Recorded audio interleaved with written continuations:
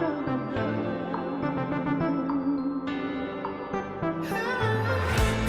come down 'cause we're turning up.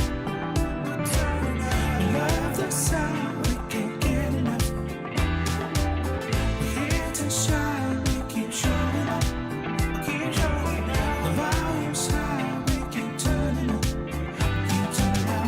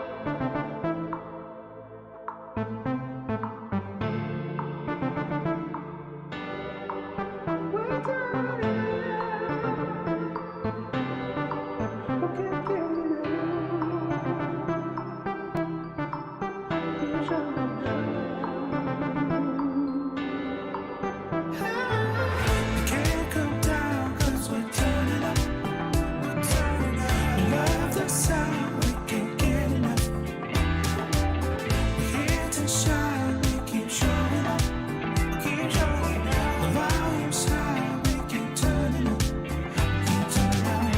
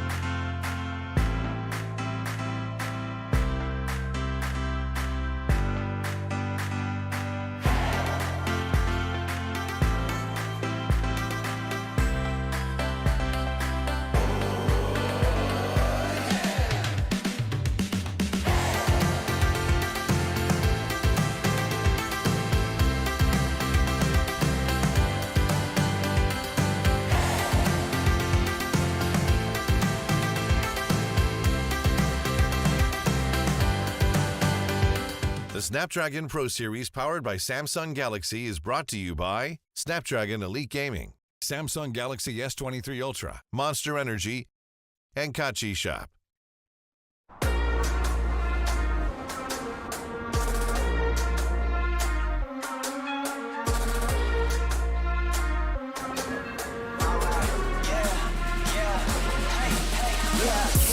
Won't stop going till a player on top know it. Rooftop, penthouse suite. If you really want it, gotta own it. Fly through it, we was at the lowest. Blood, sweat, tears, the components. Riding all year, now's the moment. We are not friends, we are opponents. Yeah, I'm coming for mine. Yeah, I'm making a play, the game on the line. Yeah, I've been on the grind. Yeah, I jump in the spot, I made it my time. Yeah, look in the sky. Yeah, the stars align, no shade to shine. Can't stop it already. Emotional work and devotion. We put in this time. Look.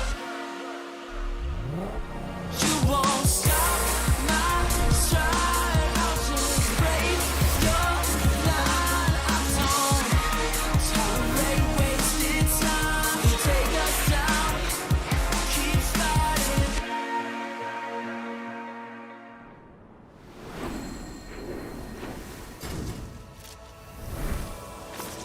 As I feel the weight of the world, I see it, I reach it, to the summit that I never known I need it, I reach it, every step takes me farther from home,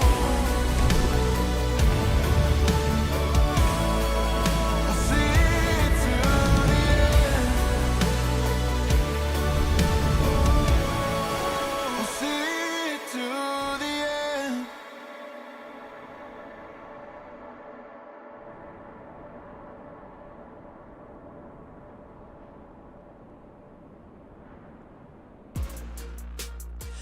What is up, people? Welcome to the Snapdragon Pro Series Brawl Stars. This is the Challenge Group Stage, Season 2. Can you believe it? We are in the second season, and you're with us. My name is Husky. Alongside me is Uwu the Magical.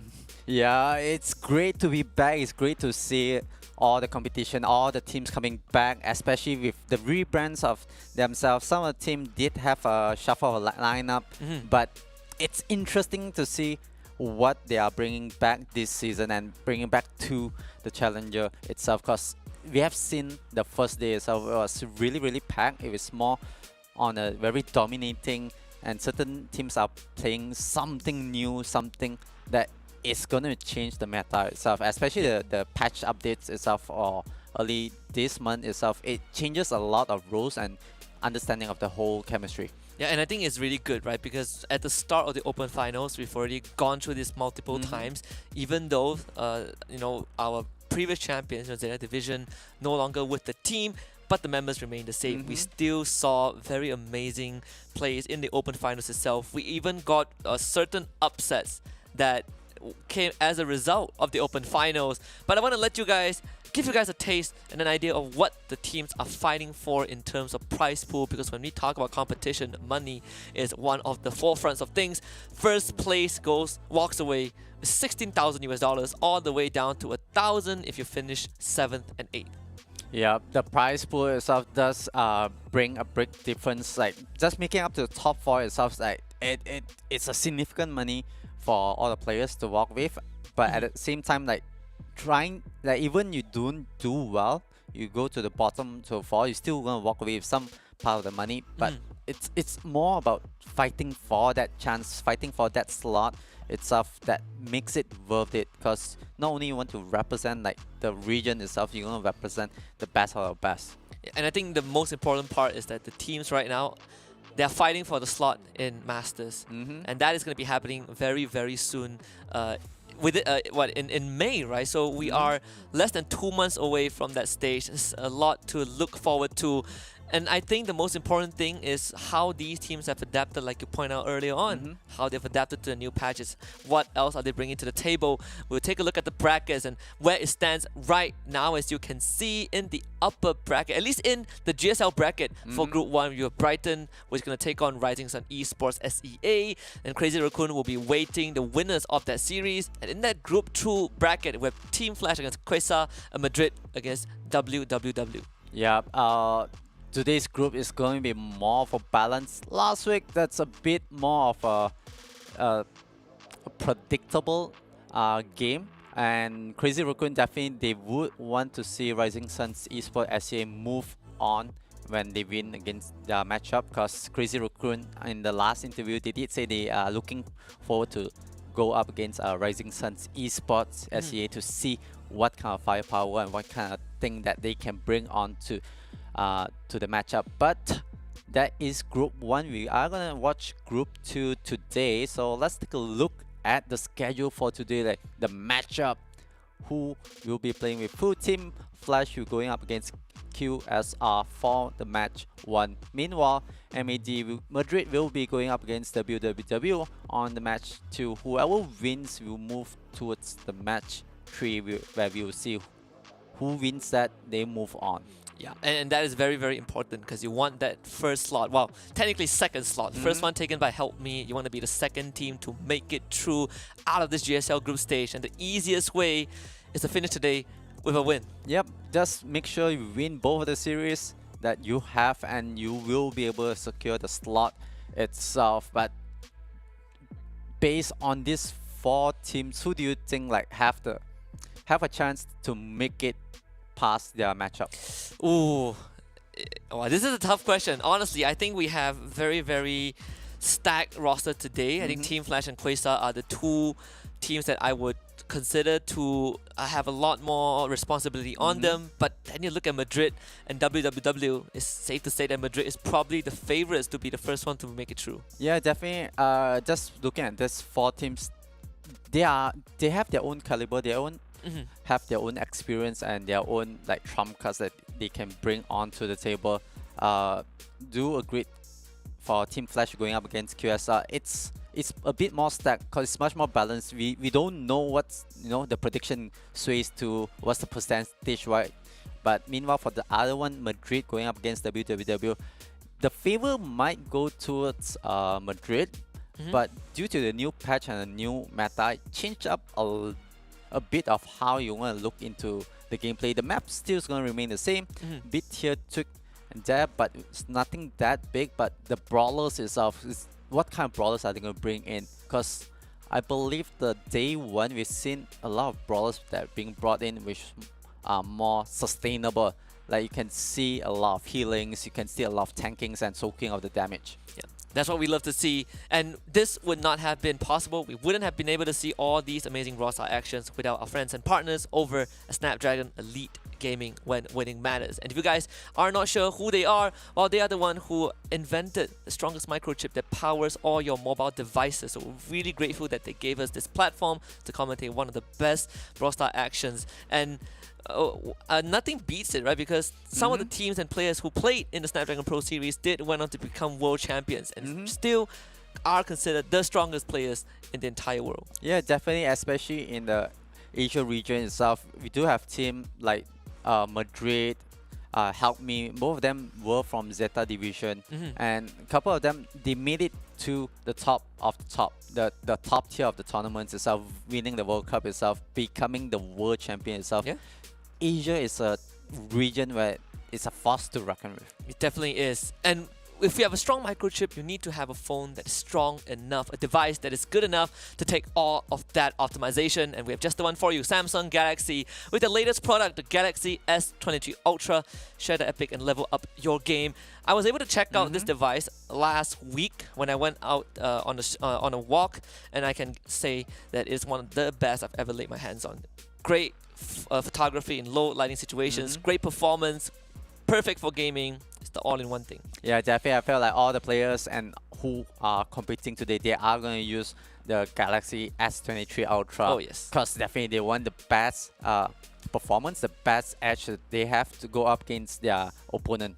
Yeah, and if you guys want to kind of get in on this, well, we have just the one for you. If you're watching this on Twitch right now, start using that channel points. Make your prediction for the upcoming series. We have 3 series for today, and no, we have 4 teams competing. One of them will make it through as the second team to qualify and get out of this GSL gauntlet. So I want to see what you guys have to think. Let us know in the Twitch chat down below. But for now, we're going to let you guys get a sneak peek of what Team Flash has to say about the upcoming series. I think it's a bit of a revenge match for us. We've beaten them before, but they've also beaten us before throughout the earlier splits, the open finals and the open cups. So I think now in the challenge season, it's really going to be a real test of skill. This is the only match that matters, and we're really hoping that we take it.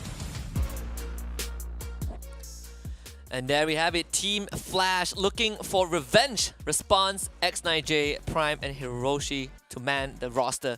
And it's safe to say that this one, again, when we came into the series and you asked me the teams I'm looking out for, I think Team Flash is definitely one of them, right? A team that has so much to prove, and Quasar being a team that has taken them down before, we'll see if Team Flash can overcome them this time. Yeah, definitely Team Flash has a lot of experience under their belt, and especially being coached by Wiggly T himself has a lot of experience, a lot of titles that goes under him.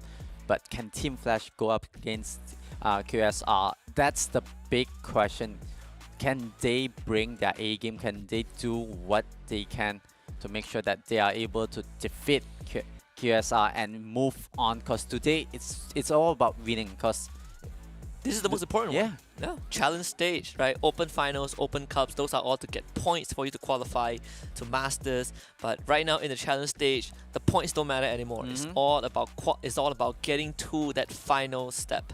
But of course, we got to also take a look at the opponents of Team Flash, and I think there's a lot for us to cover also as a team that has been matching up pretty consistently against Team Flash. It's going to be Quasar with Shu, Zen, Ringobu, and Mira. Yep, QSR has also experience under their belt. Going up against Team Flash, their statistic was almost 50-50. They win some, they lose some against each other, but most likely is who is able to read the opponent first, who is going to make that action and make that move. Because I believe on day one itself, we have seen a lot of the teams, Brighton, we have seen Rising Suns, esports, SCA. It's more about the window of activating your brawlers itself, because a lot more of a poking phase, a lot more of just waiting for that timing and go for that window of opportunity. So Team Flash, QSR, they have a lot on the table, and whoever makes the big mistake, you kind of want to start staggering them from there onwards. And I think the best part about these kind of series is that you have two teams who already have so much history between them, and when it comes down to the most important series, in the tournament, this is where you put them to the test. Who can perform at their best? These are just some of the head-to-head numbers that we can look at for both teams. You can see average knockouts, average damage dealt, and average healing. It's safe to say that Quasar definitely is winning out on the sustainability department, and you mentioned earlier on we're seeing a lot more of those tanky brawlers, so seeing a lot more of those healing. I think Quasar is doing a great job. Yeah, Quasar, they do know what is important, and healing, it's one of the biggest things that is kind of broken in the meta. It's not that broken, but it makes it very strong, that you have that discipline to know that, okay, I need to heal my teammates. The other brawlers needs the heal itself. Like sustaining and not dying, it's the main process, but knowing when that you're able to support the other brawlers, because this time it's more of holding each other teammates' hands and really fight. Because like the previous Brawl Stars, you can see it's more like you get a steal, you get even a crow that jumps towards the back line, try to disrupt there, and then go back for a reset. This time it's much more sustaining, just like holding that space and like trying to, how to say, it's more of like forcing or kiting your enemy around. We've seen so many individual plays in the open finals, and I cannot stress it enough, right? Stu, I think Max, these two are prime examples of brawlers who can really perform on their own. But a big part of when we look at Brawl Stars is the map pool, right? These are the lineups for at least the first series: Double Swoosh, Super, Beach, Out in the Open, Layer Cake, and Pit Stop. And when you look at the win rate for at least the games on stream, Team Flash, they won all of their Double Swooshes. Yep, winning. That's percentage on on-stream games, but it's not accountable counting for off-stream games. But Team Flash, 100%, they have not really drop any of the games on stream for Double Swoosh. So if they can create the same mechanic, the same meta that they have under their belt, they definitely can and will be able to collect the first point against QSR. But we have to see what kind of brawlers are they bringing to the table. Poco was kind of one of the top bans brawler that I can see. Poco, even you can see AMS being banned off a lot because they're taking out a lot of the map control. That's like the biggest thing that you have to rectify. Like you lose map control, especially on double shoots for gem grab. You kind of lost the gem spawner and you don't have that advantage, and you have to fight back for a retake. Yeah, and then one of the few examples that we've seen, coming up from a lot of teams, that we're seeing a lot of that Janet, we're seeing a lot of that Bonnie, sometimes see the car as well. Just brawlers that are able to take space up front, and when we have so many brushes to work with, I think that really changes things up a bit, right? And there are some teams who really use all of these brushes, or kind of those fog of war to set up defenses, and that's why I think Penny has also risen for a certain period of time, and it is exciting to see what the teams themselves would bring. Would we still see the compositions of brawlers that we've been seeing since the Open Finals, or even the day one of Challenge, or will that change? Yeah, I definitely have to see what kind of brawlers that they're gonna bring onto the table, but it's up to them, because the moment they lock into it, they kind of have to stick to it. Stu is still viable, but I've seen a lot of OTs being picked up. Oh yeah. Yeah, OTs being picked up. They are bringing something different compared to how previous Brawl Stars was being played, especially on double shoots. Like you see more of a very aggressive play, but we will see a bit of a back and forth. We're going to see a bit more of a Mexican standoff, I would say, where both teams they just gonna wait for a couple of seconds, where they have their utilities to play with, they have their supers to play with, and that is the time where you see most of the chaos comes in. All the brawlers gonna go super aggressive and try to get that position that they need. Yeah, I think that's something that if you're looking at a team like Team Flash, I believe that it's something that they are very comfortable with pulling off. Generally, when we look at SCA teams, they are more controlled in terms of their execution. Well, I just got news that we have the prediction results from Twitch. We're going to put it up on the screen right now and see where the crowd stands. In fact, we have an overwhelming 3/4 of a crowd going over to Team Flash's side. So a lot of expectations on this team. But do not let the predictions fool you, because these two teams, in terms of power level, have been very, very tight. Yep. They've both won and lost against each other. And now it's really down to whether Team Flash can really pull out the trump card, or can Kesa kind of strike back and really prove the Dow the strongest. The numbers are constantly increasing in the favor of Team Flash. We started with 75%, now it's 83 to 17. Yeah, but then again, like for even the audience watching, they have to remember the sequence for the map rotation and the mode rotation itself. We start with Gem Grab, then after that we move on to Brawl Ball. So the pace itself kind of, it slowly scales up to more of a faster pace, to more of a much more aggressive place, because after that, if I'm not mistaken, the third one is Bounty.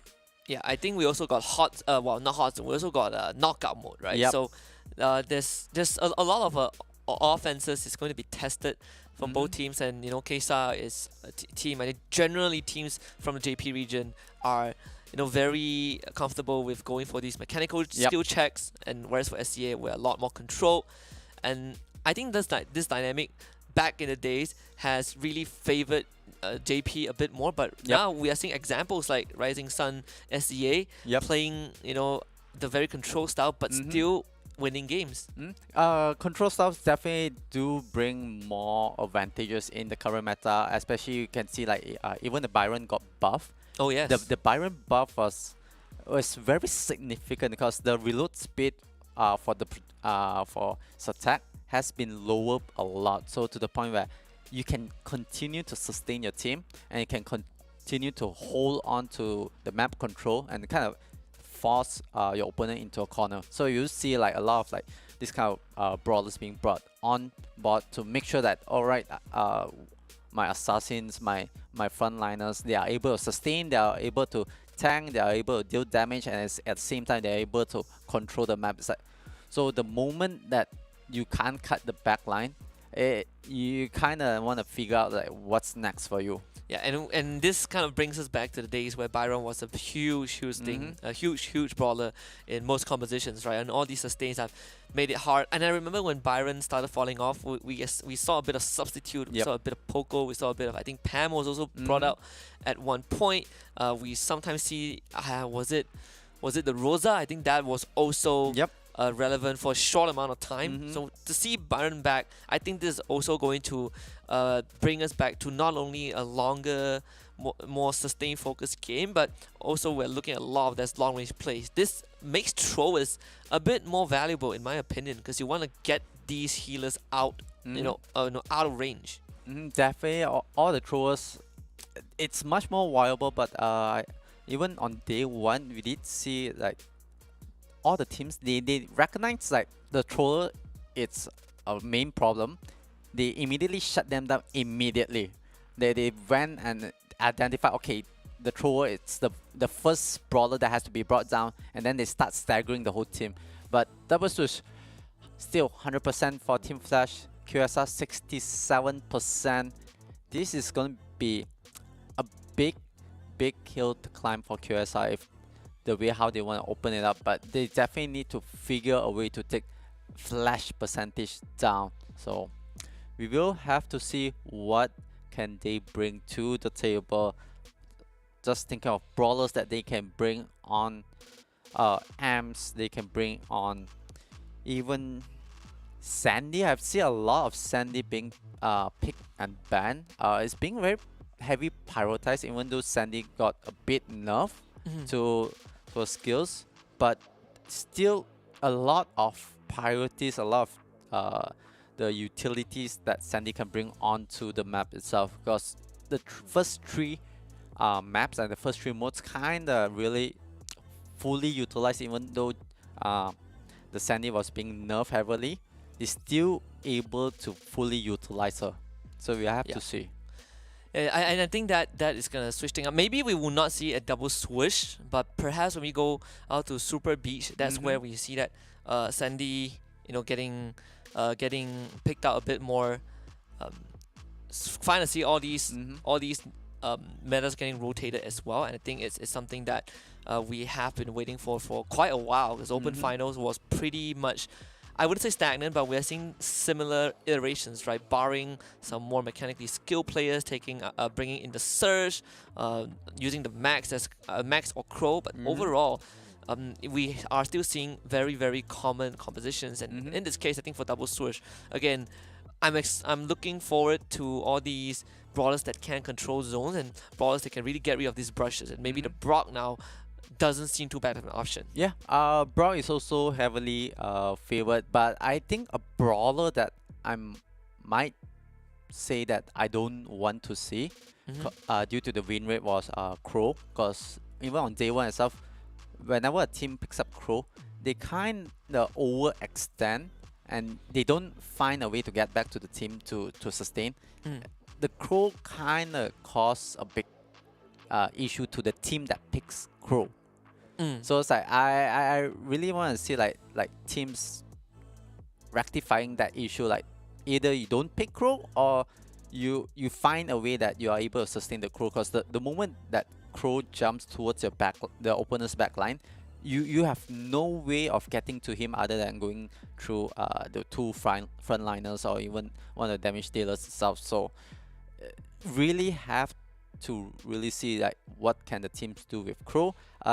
Couple of, I would say, unorthodox or out of meta pick. It was very conditional. Was Fang being picked? It's a brawler that we haven't seen for a very long time, but it was brought back on day one itself. And I think when you have brawlers like Byron, when you have brawlers that rely a lot on their healings, then you need to start looking for brawlers that kind of deny those healings, right? You start delaying that regeneration, and Crow has always been the prime candidate. But when we talk about hitting that backline, for me, I generally look at that Bonnie a bit more because you get to almost do the same thing Yep. with that ultimate, and that and you are generally a bit more durable as well. So I think the only thing you lose out is that mobility, but overall I feel like it's something that you can juggle around, but most teams are more comfortable going for the Bonnie because of what she provides. Yeah, I actually do agree. Did see a couple of Bonnies being played. The damage there. The only downside, yes, I agree, is the mobility.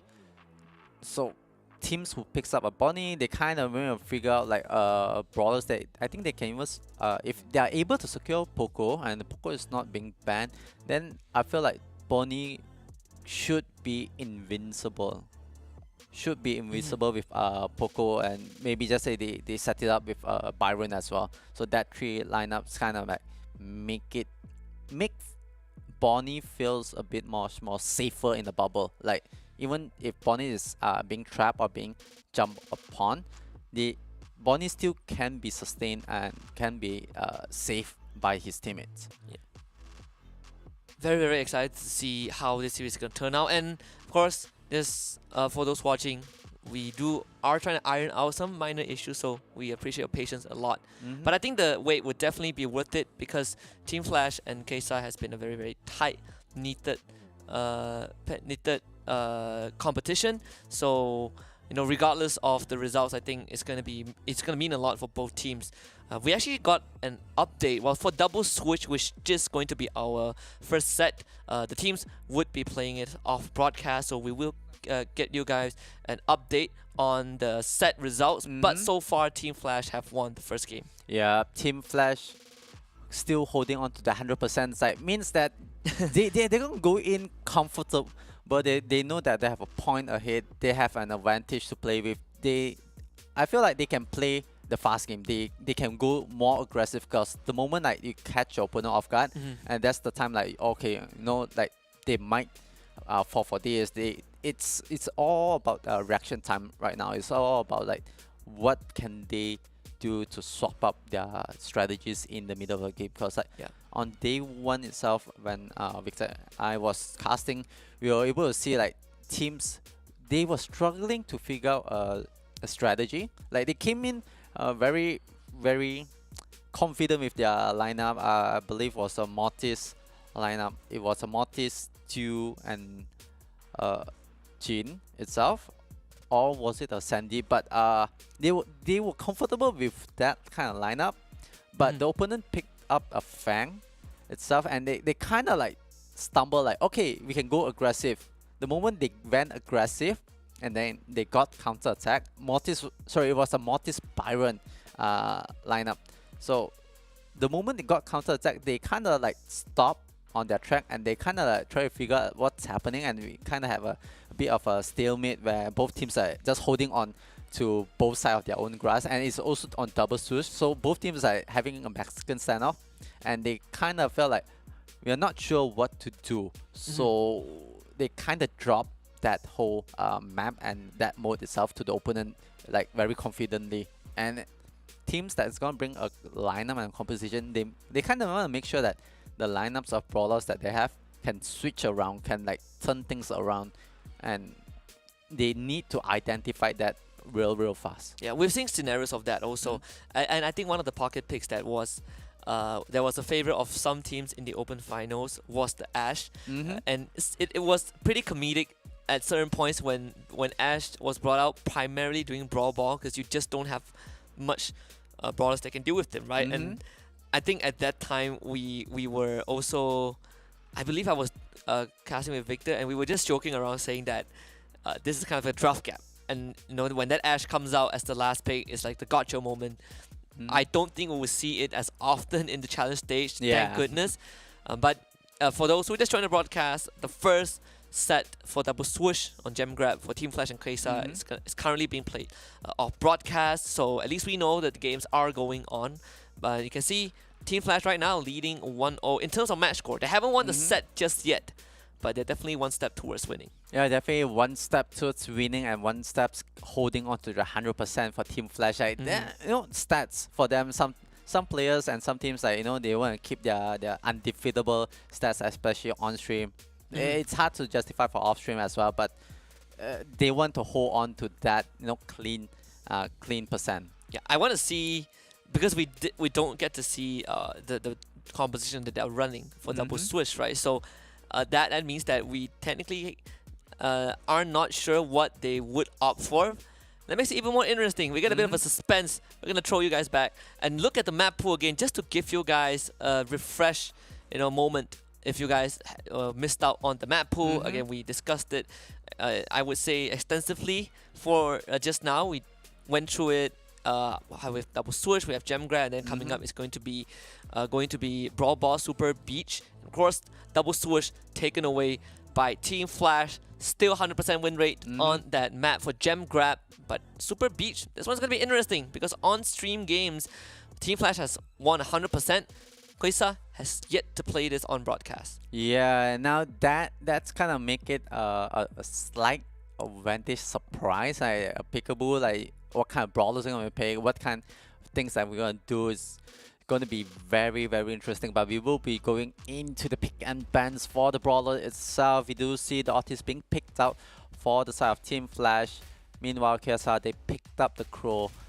I'm not gonna jinx it because I call out that whoever picks up the Crow, if they are able to do something, that's good. But if you pick up a Crow statistically on stream that I've seen, it has been a bane. It has been a double-edged sword to the team.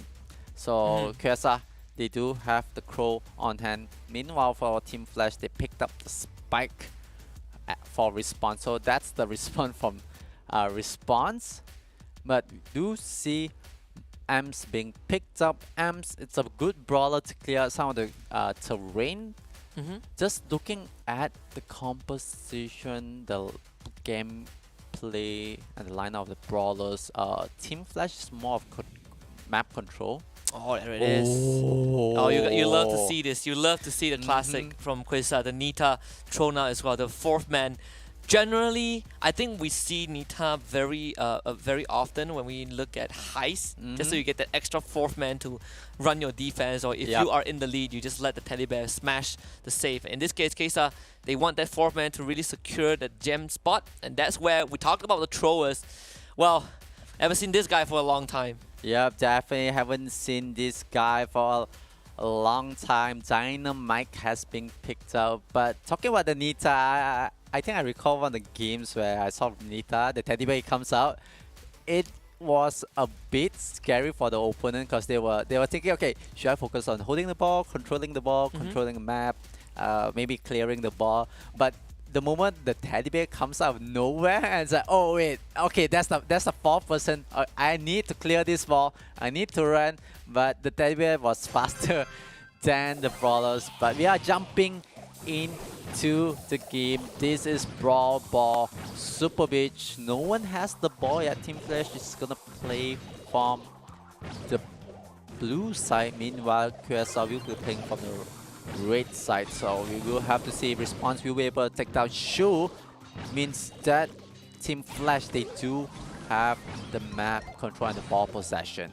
Yeah, definitely let's see Team Flash again. When you have a Dynamite, you get to really clear out these areas very fast, and the best thing right now is that KSR, they don't really have brawlers that can outrange the Dynamite.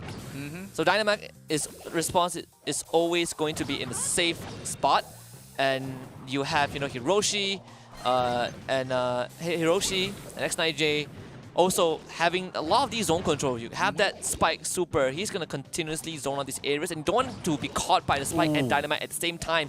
Which is why KSR, they're really using these reload timers to slowly push on forward to get the ball close to Team Flash side. Yeah, Team Flash, they are going to retreat a bit towards the midfield. Meanwhile, for the side of KSR, they will going to go for the push. But the Crow does have the ball. They will bring the ball up front. Team Flash, they are still looking for a respawn moment, but oh, look like the Nita has been cornered and will be brought down. This is the window of opportunity that they will bring up the ball, and oh, it's quite low for the Crow. Yep, finding it. Just again, KSR don't really have the highest of health pool to deal with all these the Dynamite damage. Also, Shu really trying to keep that ball in their possession, but ends up going down anyways. Hiroshi now moving forward, forcing the Crow Super out. They would just take care of him. X9J is scoring the first goal. And in Team Flash, we talked about the differences between how the regions approach the game, right? This one just very systematic and off the gate, right out the gates. They've already gotten the first one, and unfortunately, there's nothing much that Kesa can do. This could just be a very, very fast fast match for the second set. 13 seconds left. Kesa can't even get close to the ball. Yeah, Team Flash, they managed to rectify, like, there's only 16 seconds left on the clock and then timer. They took the ball, they kick it towards their own corner, so like it kind of forced Kyosa into a position where they definitely do not want to be in that position. But Team Flash, they managed to get 1 point. It's going to be a best of 3 itself, so whoever reach 2 points will win the map and the mode itself. They will be going into round number 2. Can Team Flash close things off, or QSR will have an answer? I just feel like, okay, they switch around the Nita. The Nita is going to be on the right, but this is just fast. Yeah, they caught it in the last second. Again, Team Flash, they just have so much more damage. I think this Dynamite is a big game changer. Completely negates what this Nita wants to do. Remember, this Nita is the last pick for Kesa, and the lack of range just makes it hard for Nita to even charge out her super, let alone get it off. And Kesa just can't walk up. You can see that X9J himself has already pushed this Nita far away from his team, and that's not what you want, right? Nitas and Ms, they want to be in front. The M's going down, Team Flash consistently controlling the middle zone, and Zen finally getting rid of response. But Hiroshi, he's just going to trade one back. Yeah, it's going to be a trade for the crew itself. QSR does have the ball, but the brawlers, they are not in position for QSR. Finally, crew joins back, but Team Flash, they still have the goal line to control. They clear it off, but looks like response will go down. They will have open. Zen does have the ball. Just gonna wait a bit and go for the score. 1 minute and 5 seconds left on the clock. Whoever scores this would be clinging to it. Team Flash need this goal to win another map. Meanwhile, Kyosa need this goal to even break even. And Kesa maybe will take Jay down. Yes, they do, thanks to Zen. And that's where the Nita Super is out. The shield just keeping this bear alive. Trying to score cheeky. Go response, and Hiroshi holding on for enough time for them to get the trade backs. Getting the wipeout as well. Team Flash in full control. And just heroics from the members of Team Flash, Hiroshi and Response both coming together to keep this game within their grasp. We might head into that overtime, and Shu finding the courage to move on forward alongside Zen to take on more space. But Response is doing a great job on this Dynamite, pushing this Nita back, making sure that she doesn't get that super again. But unfortunately, she already has it, and Quesa, they will have a 4th member to go into this overtime. Yeah, overtime is going to be really important for QSR, because definitely they need the goal. They do have the super. The Teddy comes out, but will be brought down. Response will hold onto the left hand, forcing Nita towards the back. Meanwhile, Hiroshi will try to go for the push. The crew does have the ball. They're losing health. X9J will have the ball, will have one trade, kicks the ball towards the corner, but it might not be enough time. But 2 brawlers from the side of Team Flash are back. There is still 30 seconds left on the clock. Now this is going to be real close. It's going to be a clutch moment to see which team is able. But if the... Yes. Oh no! QSR lose 1. This could be the final counter-attack coming from Team Flash. Yeah, they have the super bar for Hiroshi as well. The long kick can be there, going for the pass. Hiroshi to X9J. Can he find the angle? Sends it in through the side. Team Flash, the 2nd set in the bag. Yup, Team Flash captures another point. That means they are closer to moving forward, and definitely they will try their best. And look at their face, they know, alright, we have the upper hand, we know what QSR are gonna play. We are gonna dissect every single strategy that they have, and they can bring onto the table. But look at the amount of damage being done from Team Flash itself. Yeah, Team Flash is playing such, I wouldn't say necessarily a clean game, but the idea of how Team Flash was approaching these games it's very, very clear, right? And the control that they had.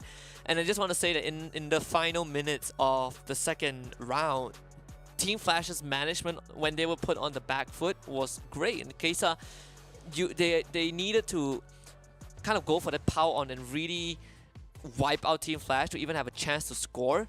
But if they can't stagger Team Flash enough, then it becomes really hard because Team Flash generally just have more burst damage, right? And we're seeing this thanks to the Dynamite. We're seeing this thanks to having the Otis on the side of Team Flash. And overall, it's just Team Flash controlling all these crucial zones in this final moment is definitely the best. The setup was just perfect from Team Flash. Both Response and Jay getting it with 2 seconds left in the bank and preventing any sort of a round 3. And now we're going on to set number 3.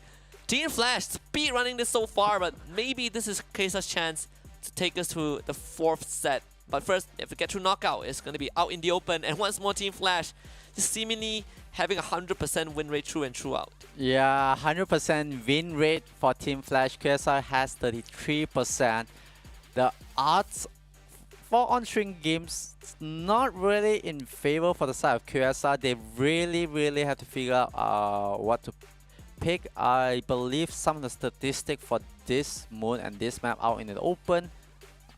Brock, it's a good brawler to bring in.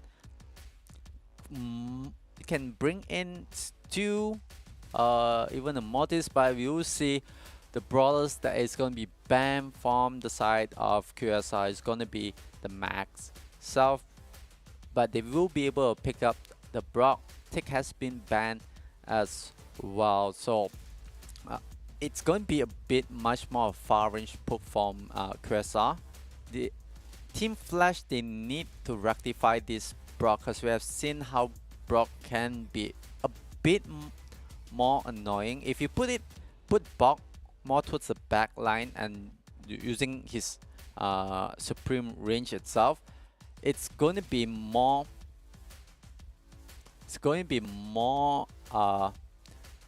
harder for Team Flash to approach this. Meanwhile, if they put the Brock more towards the upfront on the opposite side, so QSR, if they are playing from top down. Yeah, and I think one of the things I like about out in the open is just how the design of the map, right? Normally, this one is more of a vertical map, and this is why I think I'm surprised we're not seeing the Eve. Well, actually, Eve was banned by Team Flash. I didn't notice that, but yeah, we get to see the Nani and the Otis again. And of course, on Quasar's side, we don't have double Brock. Don't worry, we'll figure out what the second brawler is. But for now, I think for Team Flash again, this time running a bit of a glass cannon composition. But once more, when those supers go out again, Nani, you can always rely on her to get these last-minute knockouts and finish it off with a Gust as well. Wow, that's for Kesa. Oh, this is interesting. Gus is running with. Yeah, but we will figure out. It will be a surprise for everyone, and for us, it would not be a double Brock and double Nani being picked up. Nope. But it's going to be interesting to see what could be the final brawler for both sides. Team Flash and QSR. I'm just trying to see what kind of brawlers that they can bring in. They can bring. I've seen a Carl being brought in to the game, especially on the lineup for Team Flash. I'm not sure is that going to be the case for them. Meanwhile, for the side of QSR, Stu is open, so could be a Stu.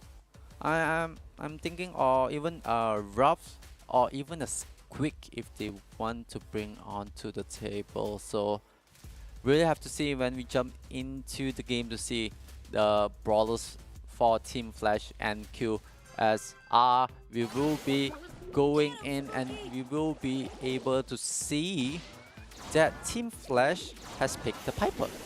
Piper, and I actually do like this this approach from Team Flash. This time, again, just focusing on that range, of course. Piper and Brock, very, very common. You can see Brock having that incendiary as well. So this lingering damage is going to help Team Flash, help Kesa deal with Team Flash trying to take out space. And I do like what Zen is doing right now, because Hiroshi can't really support his team, and he has to try and find those rooms to get through and already getting knocked out. Zen doing massive work on this Brock, and Team Flash, they are just trapped in an absolute corner. The Nani Super is out as well. Can they find any sort of knockout? Unfortunately, that would not be the case. Yep, there's no connection onto the Nani, but the Piper will go down. Brock still holds on to his supremacy, will put on the aggression to take down the last brawler itself. Leon was the last brawler for the side of QSR, so that's the final brawler. Team Flash, they are going to open up their space a bit more, so they are able to push up in front. Was the problem that the Piper was facing, was not able to come up towards the front part to put on the pressure, where Brock, he was there in the first position, and definitely they were able to control the map, control the tempo, and control the gameplay itself. Now this time, it's going to be more around Team Flash. Can they equalize? The Leon, oh, Shu! Ooh. Oh, a bit of a cheeky move, punished by Team Flash. Love to see it. Response creating more room for himself to navigate around, and you don't get suffocated by this Brock as much. And Response just walking forward, Wow. taking center stage in the second round. And this is pretty much done and dusted. Nothing much that Kesa can do. Again, we're in this tight situation. Obviously, this is just match number 1 of this set.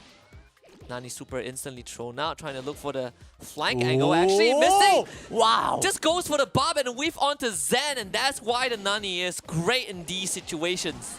Yeah, definitely great indeed. The numbers game is in favor for Team Flash. They will be able to push up in front. The Leon has to be careful, and they will have to back off to a corner. But the moment the poison gas comes in, it's not going to be safe for them. Oh, Response will be able to take one down. Will have the double kill for himself. And Team Flash once more winning the round. Again, just clean management, right? Needed a bit of a setup, find space for the team. That's why they have the Piper Super to do so. But afterwards, everything was just smooth sailing. And Kaisak, they don't really have much ways to deal with the Nani Super. And of course, we saw a bit of that overzealousness from Leon as well, from I believe Zen, trying to get to that backline with that Super and instantly getting getting demolished.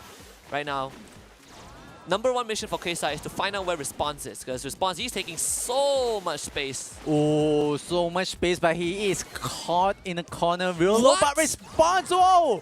Wow! What a last second able to take down the Brock. Now it opens for Hiroshi to come into play. Meanwhile, Response will go for the reset, and Nani will, for X9G will go for the reset as well. Leon has to be careful, will be able to pop the Super to run away.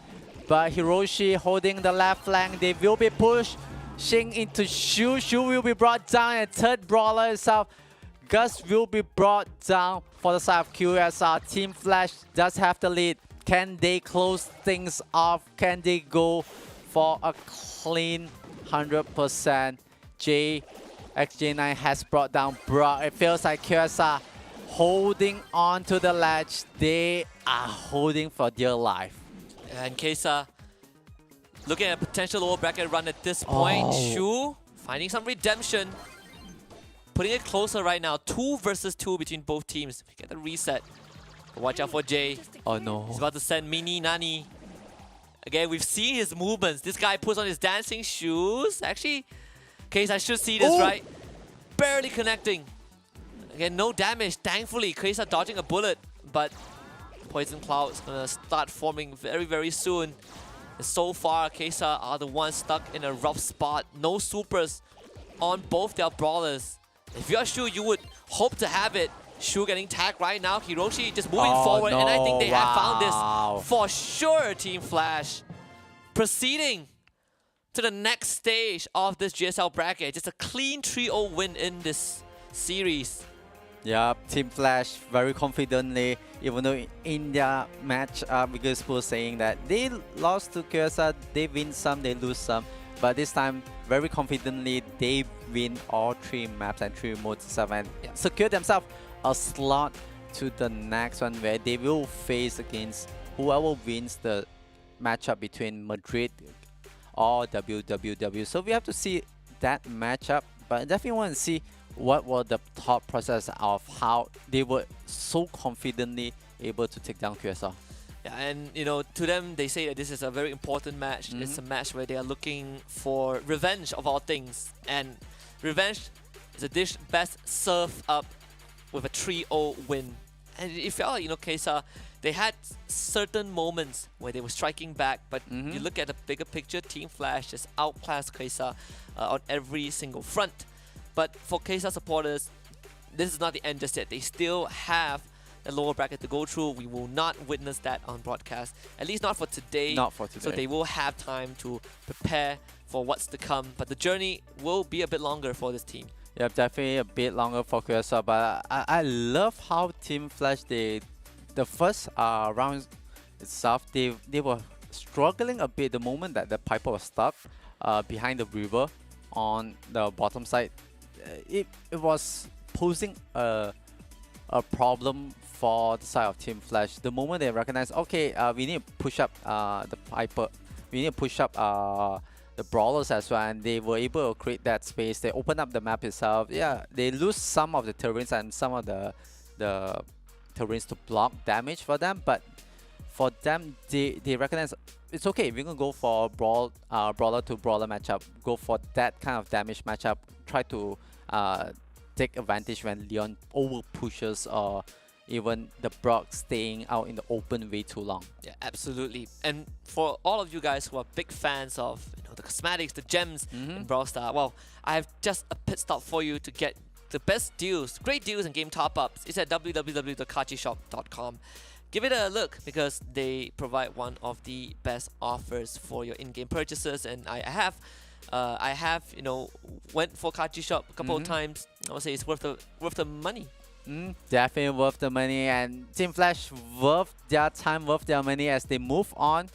But next up, we will be watching Madrid against WWW. That's could be a series that we want to see what Madrid will bring onto the table. Yeah, I think it's going to be one of the most exciting series for this evening. But with that in mind, we're going to go take a short break. When we come back, it's going to be Madrid taking on WWW. You do not want to miss this.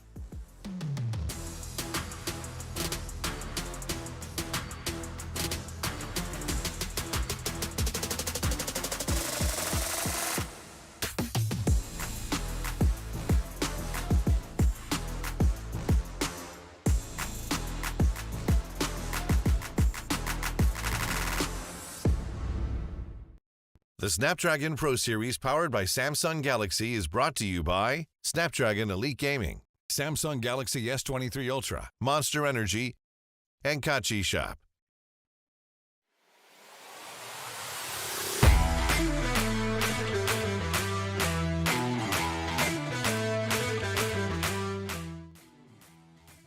Mm, これゴツゴツコードです。That will be Hard Rock Mine, top right. This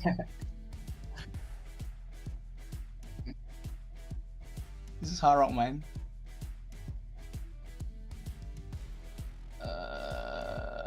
Yeah. Oh, Haro Mine. Right? Yeah. Alright. Okay. これはベルの祝い。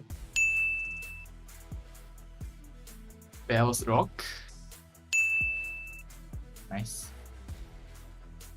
This is Bells Rock. Oh. Knockout. Is it Bell's Rock? Yeah, okay. これ静かな広場。Sneaky Fields? No, this is Sneaky Fields. Oh, Sneaky Fields.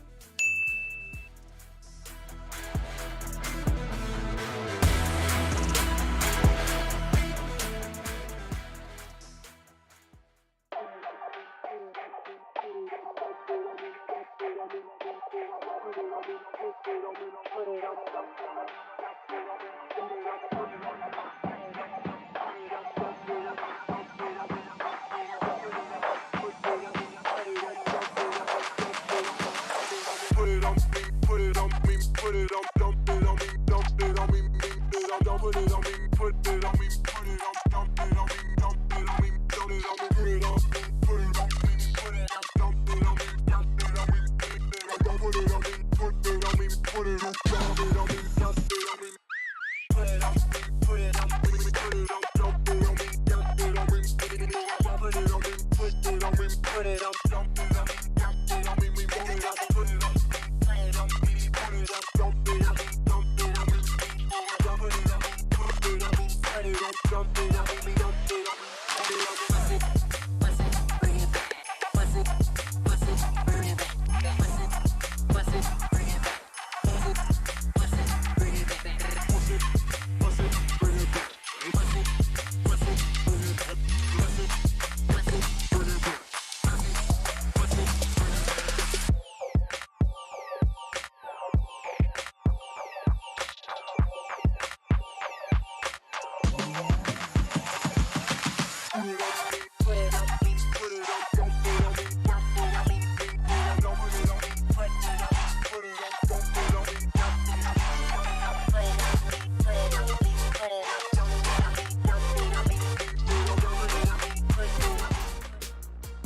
We're back with the Snapdragon Pro Series Brawl Star action for the challenge season. This is day number 2, and we just witnessed kind of a landslide. Team Flash taking out Kesa in a 3-0 score in the first series. And of course, coming up, we're going to have Madrid and WWW, which is the most anticipated series of this evening. And the winner of the series is going to take on Team Flash to find out which of the teams will qualify to the next stage. Yeah, definitely. It's going to be one of the matchup that everyone's going to look and really want to see who makes it out. But I feel like Team Flash, they will want to take a closer look into this series, because whoever wins, they have to go up against them, and definitely they want to figure out like what kind of plan, what kind of strategy that they have, and what kind of things that they're gonna bring onto the table. It's gonna be a tough one, and when you're pushed into a tough spot and you need that extra boost, you have to look no further than Monster Energy, unleashing the beast within you. Take a swig, start bleeding green, and get juiced up. So check them out at www.monsterenergy.com/gaming. Yep, definitely. Team Flash, they will have to decide like what kind of things that they can bring onto the table, and they definitely have to unleash their inner beast for themselves, because Madrid, WWW is two teams that you don't want to underestimate, because especially the things that they can do on in the game itself, they can bring on the table. They are technically more skilled on the technical wise, but it's something that Team Flash, they really want to see what can they really provide, because we have seen them going up against QSR. It was very confidently the way how they play. They rectified issues that they have, especially for the third map itself. They know that the Piper was out of position. They open up the whole map. They just rotate the Piper towards the middle and push it up and create that space for themselves and control the whole map. We actually have an interview coming up with the entirety of Team Flash, so let's bring them out on the broadcast and see what they have to say about the series they just won. So, hello gentlemen, welcome onto the broadcast. Congratulations, first of all, on that victory over Quesa. I know that this is a very important series for you guys, a bit of a grudge match in fact, but how do you guys expect it to win in the trio fashion? Yes, totally. Our captain made a prediction. I made a prediction. My prediction was wrong. Unfortunately, I predicted we will go 3-1. I had no faith in our Super Beach set. I thought we would lose that one when I saw Response pick Dynamite. I think he's a horrible Dynamite. I thought we would lose that set. But it's okay, we won. We won because he actually played well. He's a bit shy. He doesn't want to come on camera. Yeah, But aside from that, I think it was a very smooth set. we actually, I also wanted to talk about Dynamite, right? Because we saw the different approach that you guys bring compared to what KSA has. Is the Dynamite plan, or is it kind of like in a spur of the moment? And then suddenly Response was like, I want Dynamite, I'm gonna play Dynamite. I think given the remaining throwers available, I think Dynamite was like probably the best pick there already. So yeah, but at the same time, it's kind of in the spur of the moment also, because it's a pick that requires a lot of confidence in competitive. So yeah, I guess Response was feeling confident today. I think I have a question for you guys, which is for the matchup between Madrid going up against WWW. That matchup is going to determine like who you guys will face, and if you guys have to choose, which team will you guys want to go up against?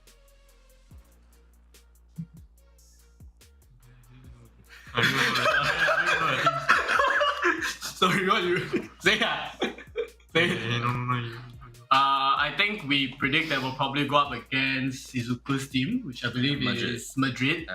Yeah, I think we would rather face them because they are a really, really strong opponent. But I think we wouldn't mind facing either team.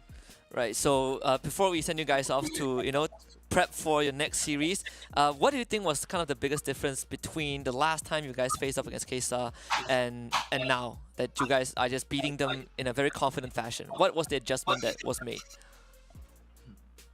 I think generally, in the past, our team was like kind of shaky with our performances. So like within scrims, there'll be like really shaky performances here and there. But currently, we are kind of like on a winning streak. Like we just had monthly finals last week where we swept our opponents in the region 6-0. So yeah, we're all feeling good. And then scrim so far has been going well. So yeah, we are feeling very confident going into today. Yeah, and that's what we like to hear. So we hope to see more of you guys in the upcoming series. So you guys take a break. We'll see you guys in just a bit. Thank you. So now we know that bit of a spur of the moment, but a lot of confidence to go along with it. Yeah, definitely a lot of confidence on the brawlers that they pick. They know like the best situation or what to do. The adjustment that they know, like okay, it shows that alright, they are moving up. They are leveling up themselves. They're putting more experience and more of their mindsets that know, and definitely the confidence that winning games and continuing that streak of winning, it kind of gives them a boost of confidence and knowing, okay, going next game, we know we can beat them. Even though it's going to be a tough field, they still went in. They went in very confidently. They know the result, and even though Vigaspool kind of predicted 3-1, but the result is 3-0. Feels like the confidence is there, and I feel like they might be able to move on and even win against either Madrid or WWW. Yeah, speaking about Madrid and WWW, we want to see your predictions again. Going up when we look at these two teams, we want to know what you guys think. So drop your Twitch prediction down below. Use that channel points and cast your votes. Let us know who you think is gonna win, because I think this is one of the tightest series that we will have today. And whoever wins this one will take on Team Flash. And we're going to take a look at Madrid to start things off. If you guys don't know who they are yet, or you guys need a bit of a refresh, there it is. Levi, Milkrio, and Shizuku making up the roster of Madrid. Yep, definitely. Madrid does have a lot of experience, a lot of technical skills that they have for each individual. For Levi, Milkrio, Shizuku, all of them, they are well known. They are able to bring their A game, but they have to go up against WWW to see who is the better player, who is even the better player out of Japan. But I do have a question for you, Husky, which is, what is your prediction to the prediction percentage? Ooh, I don't know. For me, I would give it a 50-50, honestly. Yeah, I kind of assume it's going to be a 50-50, because for me, I do feel like it's going to be a 50-50. It's really up into the and even up to the brawlers that they bring on board, like rectifying. They need a thrower, they need all the long range damage that they can bring. It's definitely going to be really down to the line for both teams, and Madrid, we want to see what can they do. But before that, we do have a video from WWW to say something about their opponent, for as the opponent is Madrid.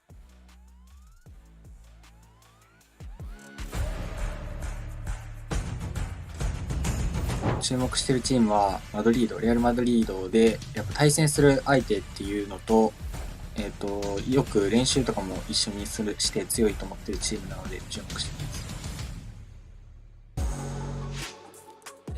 This is a scary squad. We've seen them many, many times, and they've always been in the echelons, the upper echelons when it comes to Brawl Stars. WWW, Mameshi, Ryohei, Dempsey, IC. These are all very familiar faces, and whenever you see them on the field, you are expecting to go the distance. And I would say when we compare these two rosters, as much as I personally have seen the roster of WWW more often than Madrid, the performance that they put up in the Open Finals itself makes me believe that this is going to go the distance. Yeah, each of the players, they bring their own fear factor into the game. They bring their own skills. They bring the experience that they have. Don't get fooled by the logo of a drawing of a cat, but they definitely bring a lot of proudness into the game. It's an all-star team from Japan. It's a team that has the force to reckon with, and definitely Mameshi, Ryohei, Dempsey. Most of them, you see 3 of them will play the lineup. Sometimes you see IC comes in to play just to change up some strategy that they have in mind, but that's for Madrid to decide, like how are they gonna dissect and understand what they need to bring to the table to defeat WWW. And this is going to be the head-to-head once more, and pretty close numbers from both teams, right? With a bit of variation in terms of damage dealt and healing, but overall this is as tight as it can get, and again within our expectations. And there's a reason why when we ask Team Flash who they want to face off against, Madrid, it kind of feels like the answer. And I don't think it's a downplay towards Madrid, but just on paper, WWW kind of the projected team to win this series, but it will not be an easy one. Again, we're expecting to go the distance. We're expecting to go all 5 sets to find out who will make it to the upper bracket of that GSL Group B. We'll see if WWW can make it through. Yeah, definitely.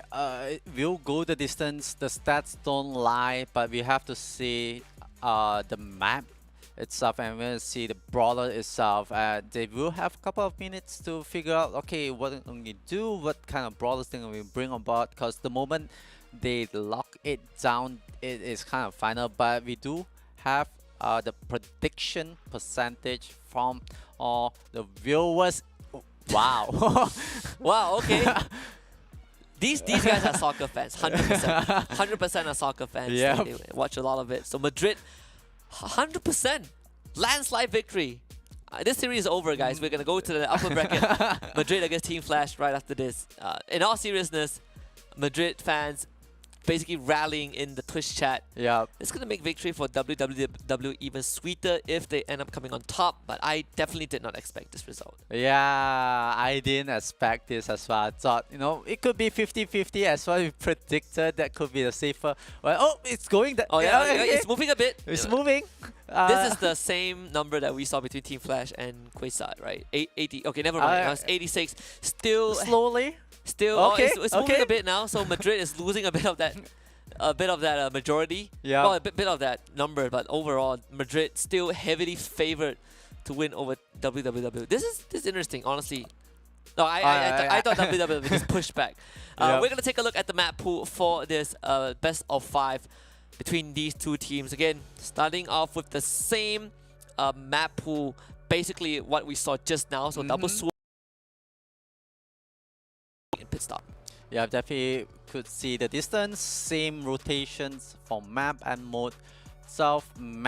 Madrid does have 80% on-stream games win rate. Meanwhile, for WWW, they have no record on-stream yet. This could be a record to put them at 100% if they win against Madrid. So brawlers, just thinking about brawlers that they can pick, feel like they will ban off Poco's being quite a high rate for being banned. Still being banned. Not sure will they bring Otis. We do see a lot of Otis being brought in. Even you can run Sandy, Jin, Ams, Ruffs. I really want to see if one of the team picks Squeak, cause on day one, I believe it was Rising Suns esports. Sorry, it's not Rising Suns esports. It was Help Me who ran with the Squeak, and it has 100% stick rate. Basically, I think I remember Help Me was the team that really ran the Squeak.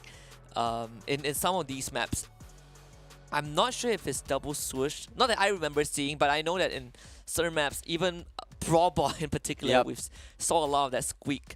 But there it is, the draft, the picks and bans for double swoosh. Once more, Max instantly snagged by WWW. Yeah, for WWW, they definitely want to secure the brawlers. Max is very all-rounder. They ban off the stew, they ban off the amps itself, and it brings a lot of things that they have in mind to the gameplay. They know what they want, and they definitely gonna start off very open with the Max. Now a response from Madrid, they want to say they ban off the Crow Surf, not someone that crazy about, but picking up the Poco, picking up the Otis, that's the two brawlers they're gonna start with, and we will have to see what will they bring next. So yeah, we see the Poco and the Otis again, right? You pointed out at the start of the broadcast that Otis is very sought after by a lot of these teams, and generally I think that on that first side, on the left side, first team getting Otis a bit more often. Double swoosh, it's gonna go for the B. Again, just this long range zone control with a dash of that extra speed on it, thanks to the Max. And this is one of the few things I like from WWW. When you just look at how they approach these rounds, a lot of this individuality in their players that can be reflected from the brawlers that they take. And I think, the Max and B are perfect brawlers to do that. yeah, I'm just looking at WWW lineup. Okay, finally they picked up a panel. I was wondering, are they gonna run like a triple brawlers that are gonna play from far, try and poke, control the zone from far, but they have to justify going up against the Poco. But finally, Pam being picked up means that they are able to sustain, they are able to stand in front and more closer towards the gem spawner. Most likely they will put the Pam, they will be playing from the top down, so they will play the Pam on the right side. Ruff's being picked up by Levi, so we will see a brawler being put more up front itself. So Madrid locked in all the brawlers, WWW has locked in all the brawlers. I believe they do have slight of time to switch things around, but they will stick with the brawlers that they pick for each player. This is a completely different approach from what we witnessed just now between Team Flash and Quasar, right? When you look at the compositions, it is basically a 360 for both teams. See how Madrid's going to approach this though, because I think WWW once more, at least on the prediction charts, people think that Madrid's going to win, but WWW already going in, getting the first 2 gems for themselves. Again, it's all about the brush control, and having this B does make it easy. You have all this long range, and Levi using those sandbags to start moving up forward. But I like the fact that WWW are placing the Pam on the side, because all these spreads are going to really take care of those sandbags really fast. But Madrid just slowly working the map. Yeah, definitely putting the Pam on the right hand side, and they match it up. They put the Robs on towards the right hand side, because it's a bigger area to play with. It's more congested for more tankier of the brawlers. But a goal for a trade-off. Levi will be able to stand tall as Pam goes down, but Madrid still holds on to the gem lead itself, as they have 5 in the back. They could be getting their 6 and 7 that's going to spawn real soon, but WW will bounce back. They tie things off, but I mean, Levi's been doing so much work on this Ruffs, and Milkro continuously healing him up with this Poco Super. The value is starting to add up. You know, the durability of Madrid's draft. And WWW don't necessarily have the most damage, especially when you're looking at the PAM. Just not meant to fight all these long ones. And well, at least on the side of WWW, Ryohei was able to grab one, but already 10 gems on the side of Madrid, all on Milkro. And WWW just cannot find a way in. Again, just actually able to reset it. Well, not really. Milkro just needs to survive for a bit longer, and this first round going over to the side of Madrid. Yeah. Solid control. Very solid control for Madrid as they hold it up. They played smart. They went for the brawler matchup itself. They went for each individual brawlers, like to have their own matchup instead of like the numbers games to play with. Putting the Pam and the Ruffs on the right hand sides open up a lot of map. Levi identified that opportunity, pushed up much more aggressive with the Poco being on the back end, sustaining the Ruffs itself. So it was a real good play, but we will hit into round 2. Levi is a bit in danger, but Milkro will be there to help. Sandbags comes down itself. Milkro will be able to get more jam for the side of Madrid to take the lead. It's definitely going to be a bit tough for WWW. Again, you have thick health pools that you need to cut through, and Madrid generally just, you know, having enough durability to outlast WWW, even with the amount of damage that they're pumping out. Madrid really pushing back their opponents. This Pam, you can take a couple of hits, but not able to get rid of Colonel Ruffs. It's going to use the B Super just to get to the gems. Oh, wow. But ends up forcing to go for a soft reset, and now the push comes right through on the right side. WWW just again cannot get any of those knockouts. And Madrid slowly building a lead. Milkro already having 6 gems on him. 7-1. Basically secured at this point. WWW stuck in front of their own spawn point. Yeah, definitely. Milkro and Madrid, everyone is really aggressive. They are able to control the map. And look at Levi's position. Was a bit out of position, but it's time for Madrid to reset. Meanwhile, WW will try to go for the gem spawner. Will try to get as much as they can, but oh, Mameshi final second will be able to pick up one, and one more will be enough for them to tie things off. Means that both teams, they will need to fight for the final 2 gems or even 4 gems if they are going to go for tie itself. But do see 9-9 gem. The next gem will be in favor of WWW. Can they pick it up? Mameshi will be able to take that. They have to go for the reset, for the countdown.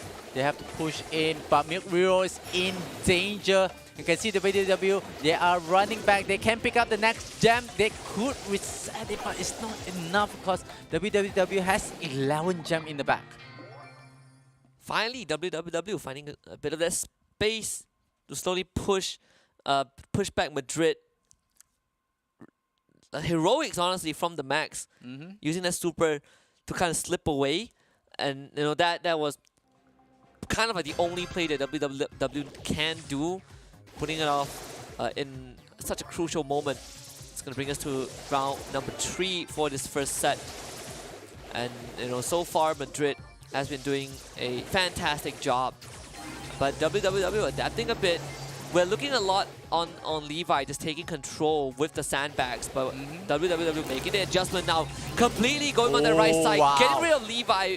In fact, ends up trading 1-for-1 instead. Milkro, not too healthy, goes down. No. Ryohei cashing in on the gems. 6 in the bag for WWW. Yep, WWW does have the lead with the gem. It will be a hard climb for Madrid. They will have to go for the reset. Milkro has to play a bit more careful. It will be brought down and sent back to respond. Levi goes down as well. And now that is only one player from Madrid. They have to be a bit more careful. They need to take control of the gem spawner, and they have to react to the aggression of WWW. They move up the PAM towards the left side.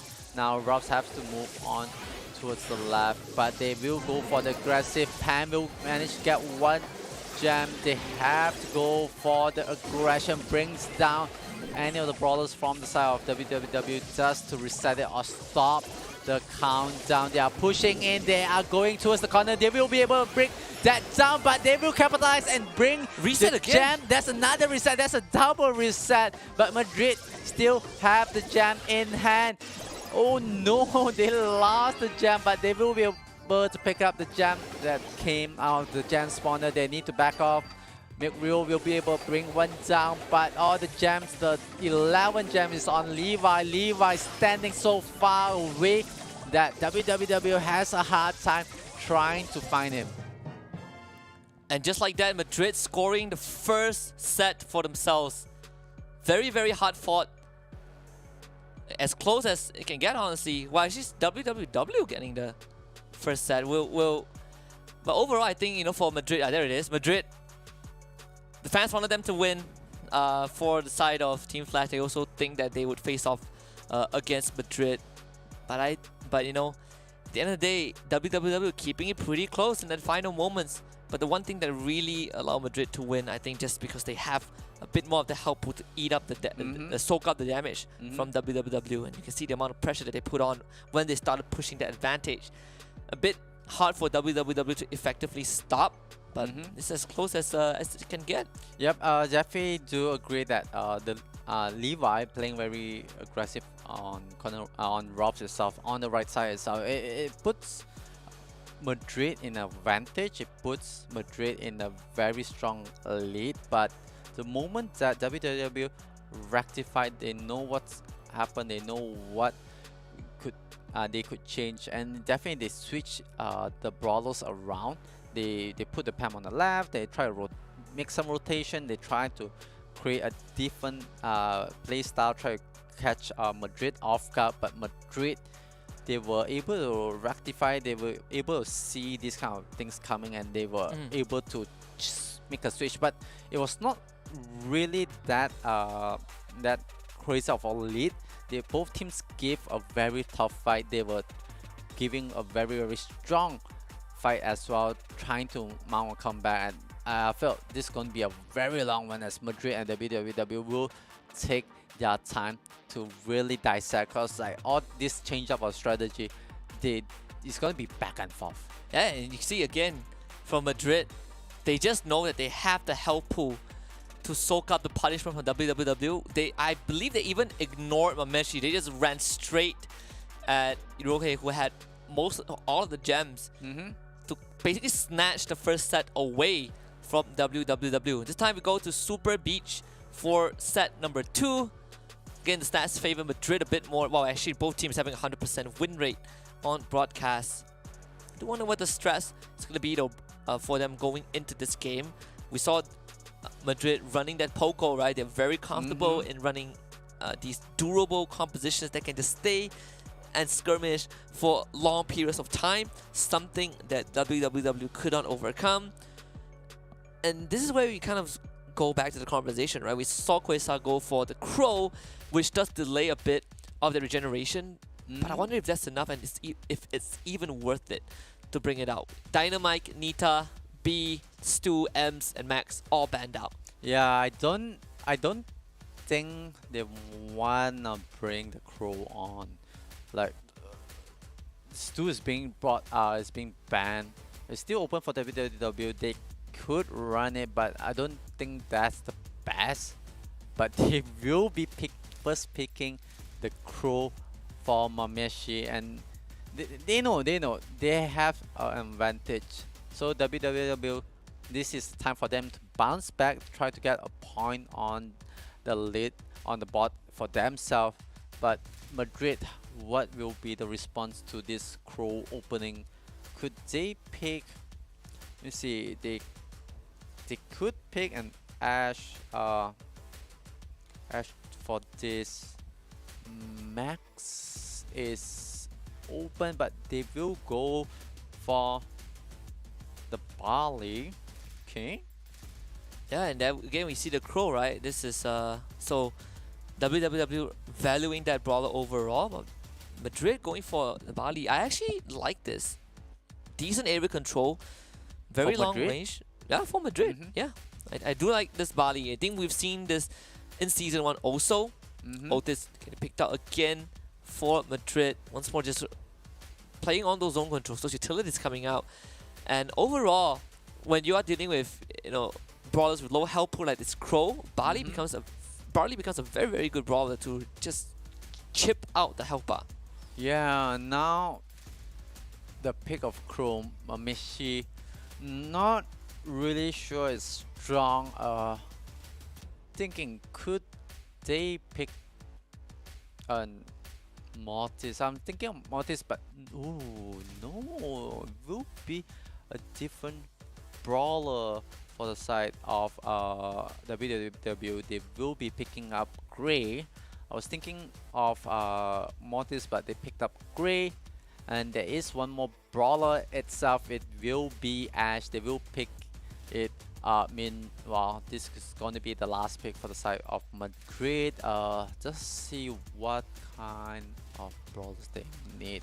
It's here. kind of a problem for Madrid. I guess Surge is the best option that they have right now because you need damage to take out the Ash. This has been kind of a trend since the Open Finals where you see the enemy don't have much damage, you pick up the Ash and suddenly Ash becomes a threat on Brawl Ball. Surge is probably one of the best options to deal with him, but it takes time for Levi to build up that damage output. Yeah. So if WWW can play it fast, push the tempo, I think they have a good chance of winning the second set. Yeah, definitely. Talking about the Surge needs the time to build up, but it's gonna be hard. I feel like Mameshi playing on the Crow has to be careful when they go for the offensive jump in. We have seen a lot of times that it could backfire. But with the Ash in there, they could be playing like both of the brawlers at the same time. But Crow picks up the first blood. Mameshi will be brought down, and Rio will bring down the Crow as well. This is going to be a bit of a pinch for the side of WWW. They were looking quite confident, but just based on how Madrid responds and the way how they play, it kinda shoot back onto WWW, like on what they have in plan. And look at the Crow being chipped on. That is going to be punishing. And you can see just the amount of damage from this Bali, making the life of Crow so hard. And instantly getting that first score. Milkro doing a great job, and Madrid overall now having Levi max upgrade on the Surge. Ash finding it just very hard because you want to be the one to soak up damage, but your teammates need to stay alive. And Mameshi, he's just not finding the space to do so. Levi challenging him. I'm not really sure if that is the move, but Levi barely walking out with his life, actually taking down. And this is going to be a turnaround opportunity for WWW. No, wow. Shizuku holding on.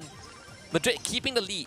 Yeah, Madrid keeping on to the lead. WWW tried to go for the response, but Levi being very aggressive will be pushed back by Mameshi. They do have the ball. They will be kicking into the corner. 45 seconds left on to the clock. All the brawlers are back for the side of WWW and Madrid. But Shizuku leaving by her Pixel. Meanwhile, Levi will be able to take down the Crow. That means it's going to be a 3-on-1 situation. They do have the ball in hand. So WWW has to go for the reset. They will has to play so bad. Miro will be able to take down the Gray. This is the time that they play time. They hold on to the aggression. WWW, I don't think like they have any last hurrah for this round. They still can go for the next round, but this is still 1 point for the side of Madrid. Yeah, and it is Madrid getting the first round win. Just again, the value of this Barley, I believe, really, I wouldn't say a game changer, but did provide so much, and they rectify kind of the Ash problem with the Surge, right? You give enough time for Madrid for Levi to charge out their super, and suddenly Mameshi will find it really hard to walk on forward. And Ash generally performs better when there's a lot of brush to work with. It's actually not too much brush to work with on Super Beach. It's pretty barren. So it makes it easy for Madrid to keep track of where this Ash is. And look at Levi. Yeah. He is just harassing this Ash. Yeah, keeping Meshi in check, but Crow out of position. He could be in danger. Will be brought down as Shizuku will be able to bring down the Crow. They do have the ball. They will bring it up front. This time they're gonna move forward. Crow will join back. Meanwhile, Meshi soaking up, but Will is being kept in check by Levi and Milk Rio. Meanwhile, Levi was able to score the goal, opening the opportunity for Madrid to capture their second point. But oh, Levi going for the aggression. Mameshi will be able to fall back.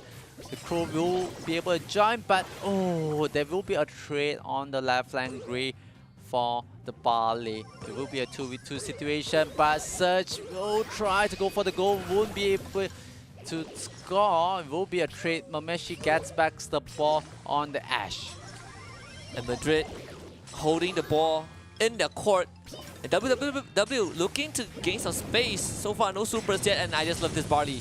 Shizuku making sure this Crow can walk on forward, and just one of the lowest health bars for a brawler in the game. You can see that he is just not durable enough to eat all this punishment. And WWW pretty fragmented.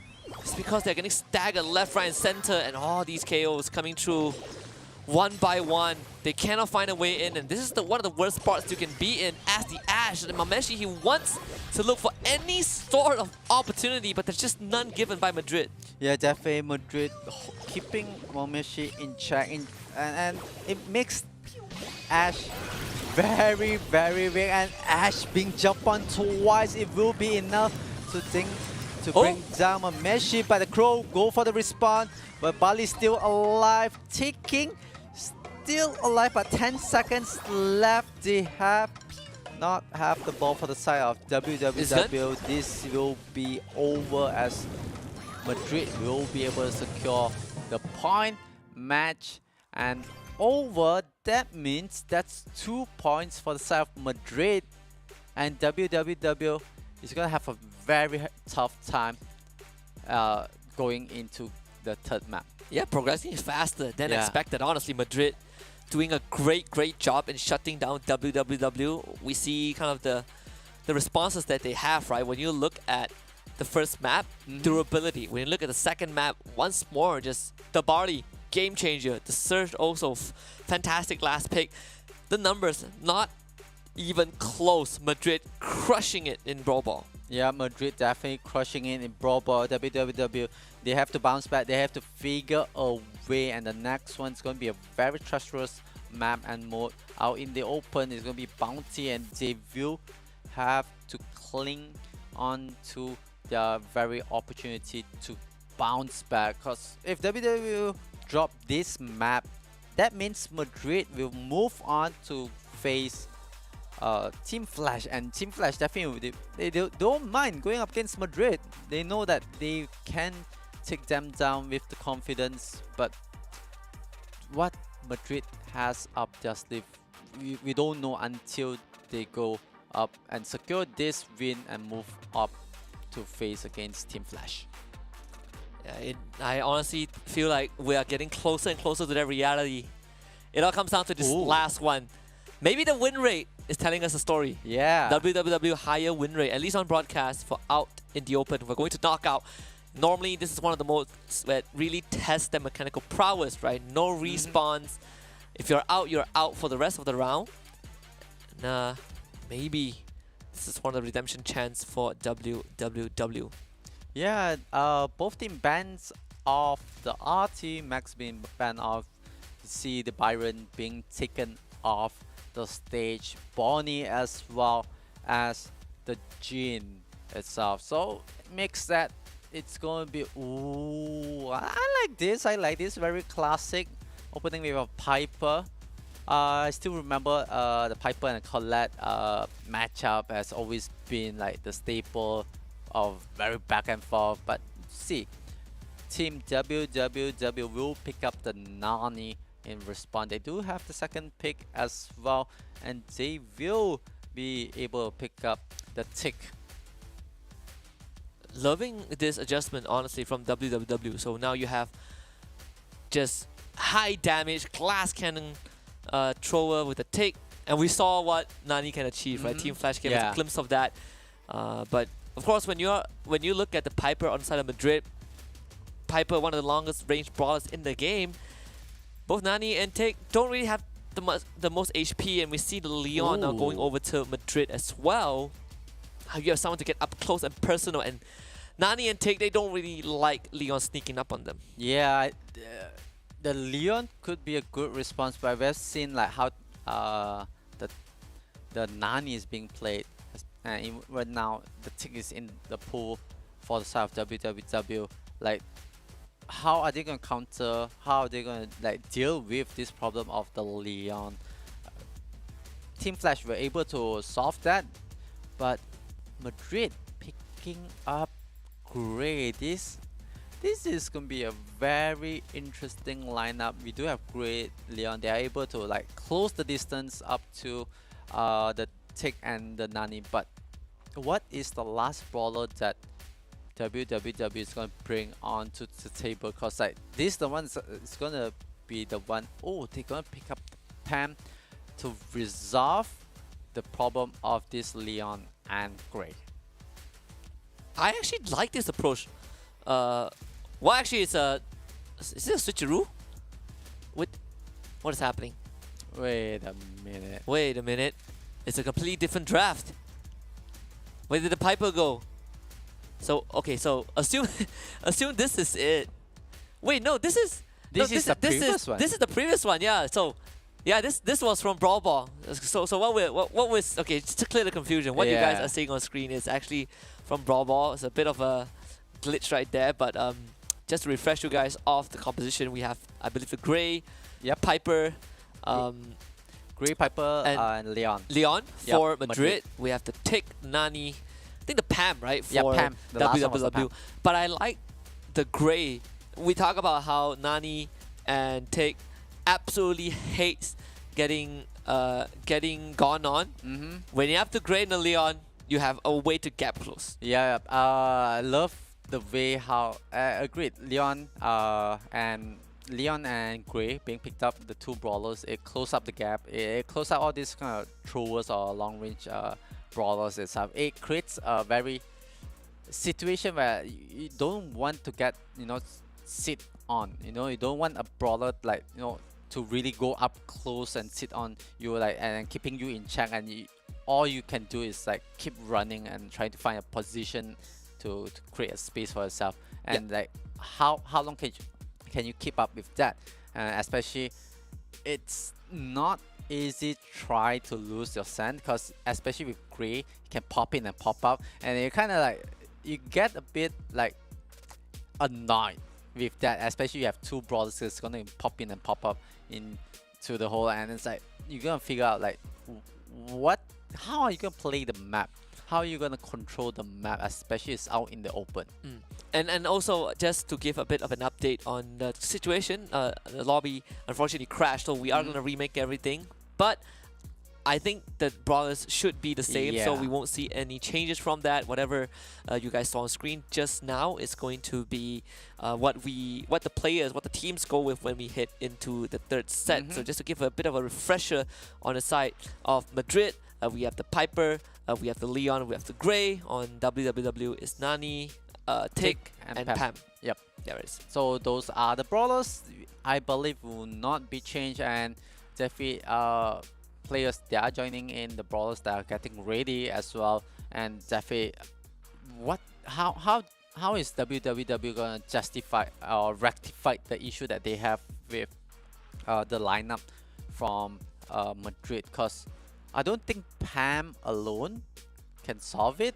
No, we saw kind of the drawbacks of having a Pam, right? You are durable, but utility is easily destroyed, and you don't really have the much damage, right? Pam, surprisingly enough, excels more in close to mid-range combat because of the ridiculous spray from her attacks.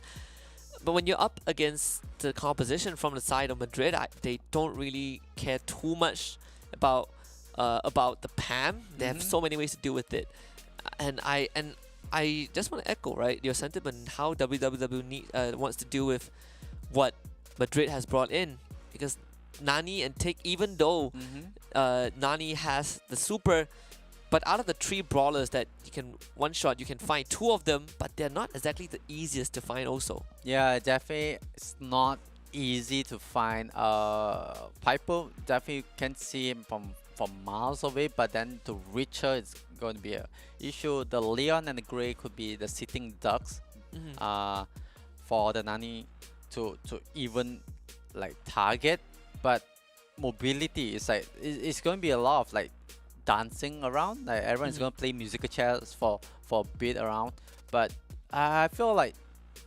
WWW, if they open up the map for themselves like how Team Flash did and create an more open space, I feel they could be playing much more aggressive if they are able to open up the space, control the map, control the tempo, put Grey and Leon in check. I think they have to put Grey and Leon in check, and Pam has to do what Pam does to negate as much and to soak up as much from the Piper. I think that I think there's a lot of work for the PAM, right? Getting close to Madrid itself is going to be a tough task. I just feel like WWW are running a more defensive setup, and you know, if there's anything we've seen from the previous series, Madrid has been doing a really good job in punishing this kind of approach from WWW. We're going to head back into the picks and bans and see if the drafts are going to be the same. They should remain identical from the previous game. So the Nani is going to be picked up. We see the Piper on the side of Madrid. Leon's going to come through next, and WWW will follow up with the Pam and the Tick to close it off. Yep, the Tick will be the last pick for the side of WWW. They are just gonna re-pick the pick that they have selected, but they will jump into the game of out into open. They will find out who will be able to collect the point with Madrid and this series against WWW with a very strong victory and move on to go up against Team Flash or WWW. Put on their thinking cap, put on their A game to go up and bring a point for themselves. Can they do it? They will go and jump into the game as match starts. Right now, this is round number 1. Madrid will be playing from the blue side, meanwhile WWW will be playing from the red side, and you can see aggression comes in from WWW, pushing and putting the pressure onto Madrid. But do bear in mind, the moment that you are knocked out, you won't respond. So Nani and Tick has to back off, but the Pam is being put into a pressure 3-on-1 situation, and the Leon will be able to bring him down, but it will be a trade-off as Grey goes down as well. Nani super dodge by Milkrill. That's what we've been talking about, right? It's hard to find, and unfortunately for Shizuku is just it's kind of trapped in a tough place in Milkrill. 1v2. Almost impossible to get out of this unless you can turn it into 1 versus 1. He's moving forward. Piper in close range, not the best. And WWW knows that they've pretty much gone the first game. The Milkrill just buying time, the fancy footwork, not enough. Yeah, a lot of footsies coming in from Milkrill trying to rectify this, but here comes Madrid once again. But WWW does have the first point for themselves for this best of 3, and first 2 points will win. So we have to see Madrid. Pam getting pressure. Piper will be able to bounce out into safety. But you can see the aggression. There it is. Yeah, the aggression, and you can see Grey popping in and out. That's again, right? That's what they want to achieve with this composition, and works like a charm. Lost the first round because Grey went down early on. Unfortunately, Levi got taken out early on, but if Levi stays alive, you just get these kind of scenarios. Just push them into the poison cloud. Oh, wow. Just complete dominance from Madrid. Just gotta do it one more time to get this first match done and dusted. And honestly, just rinse and repeat. Super back up for Levi. What a nani super! Chunking him down again. Oh, the only one you can reliably go on is the Leon, but you know, the Piper hard to engage on. Shizuku taking up plenty of space on the map already. Multiple angles for WWW to watch out for. Levi looking for an opening to go on forward. The Pan forced to drop the super defend. The teammates actually gets rid of Shizuku. A good start. The best part is that the take makes it out. Yup, three ballers still alive on the side of WWW. Meanwhile, on the side of Madrid, the Piper and the Grey was trying to go for a sneaky one. Now getting punished and 3v1 situation. Piper is just gonna try her best. Will be able to take one down, but that will not be enough as WWW will secure 1 point for themselves. Means that there is still a fighting chance from WWW, but Madrid, they really want to close things off as the next match starts. Again, this could be an equalizer for Madrid if they are able to rectify the issue that they have. Fighting chance for WWW. Just gotta do it one more time and we go to set 4. And for Madrid, they've done impeccably well on the first 2 rounds, and this one definitely seeing Levi once more trying to grab onto the tick. Can't really find the KOs, but pushing WWW back to their base. This tick proving to be a bit of an issue, and Pam more courageous in denying space for Madrid. But Madrid once more pushing WWW into the same position that they were in the previous match, just into a tight corner. Yeah, Madrid just herding the brawlers from the side of WWW to a corner.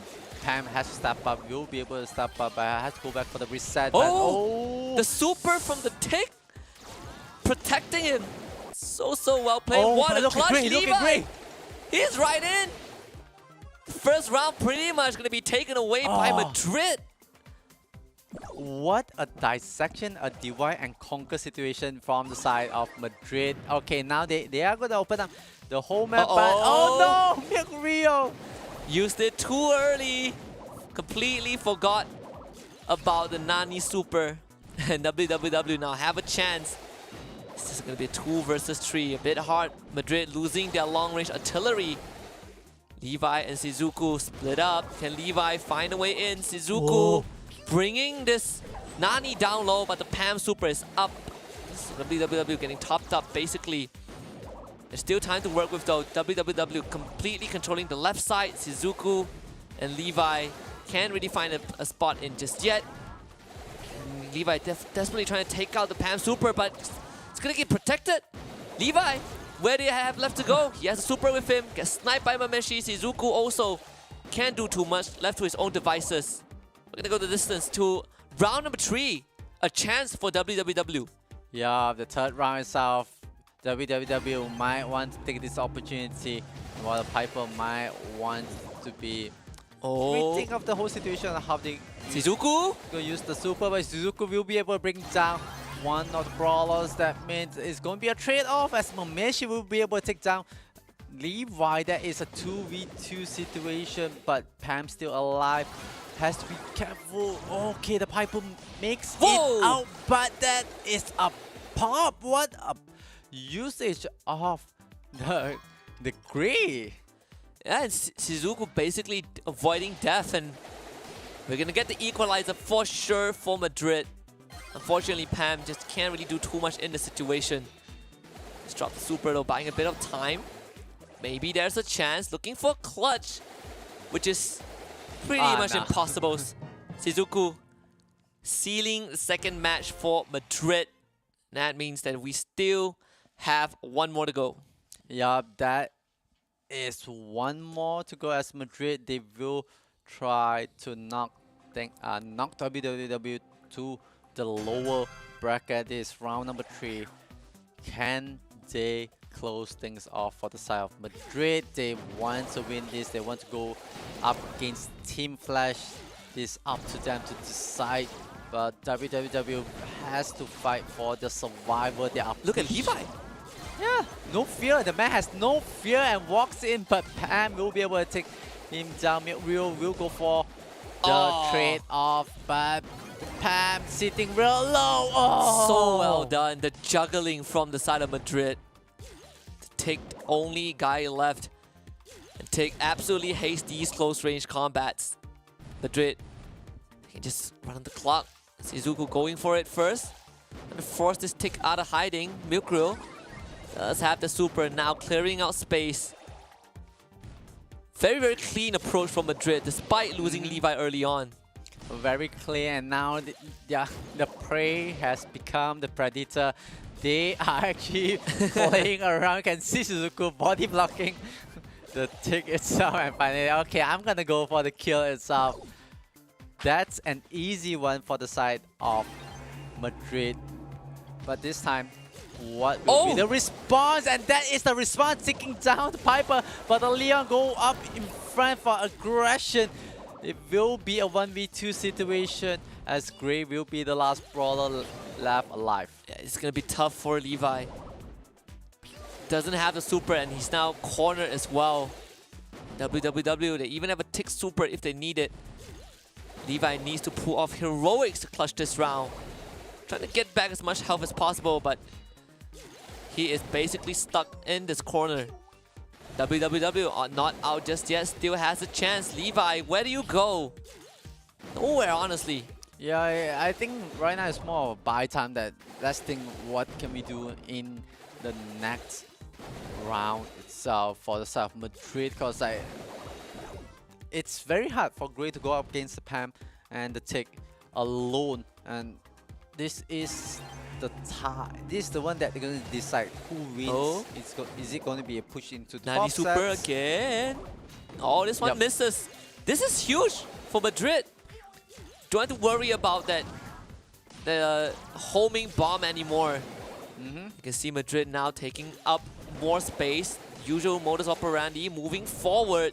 WWW really putting Mameshi in the front line. Still doing a decent job, but Levi has finally gotten his super. Watch out for the jump from Madrid. If they catch this tick, I think this game would be done and dusted.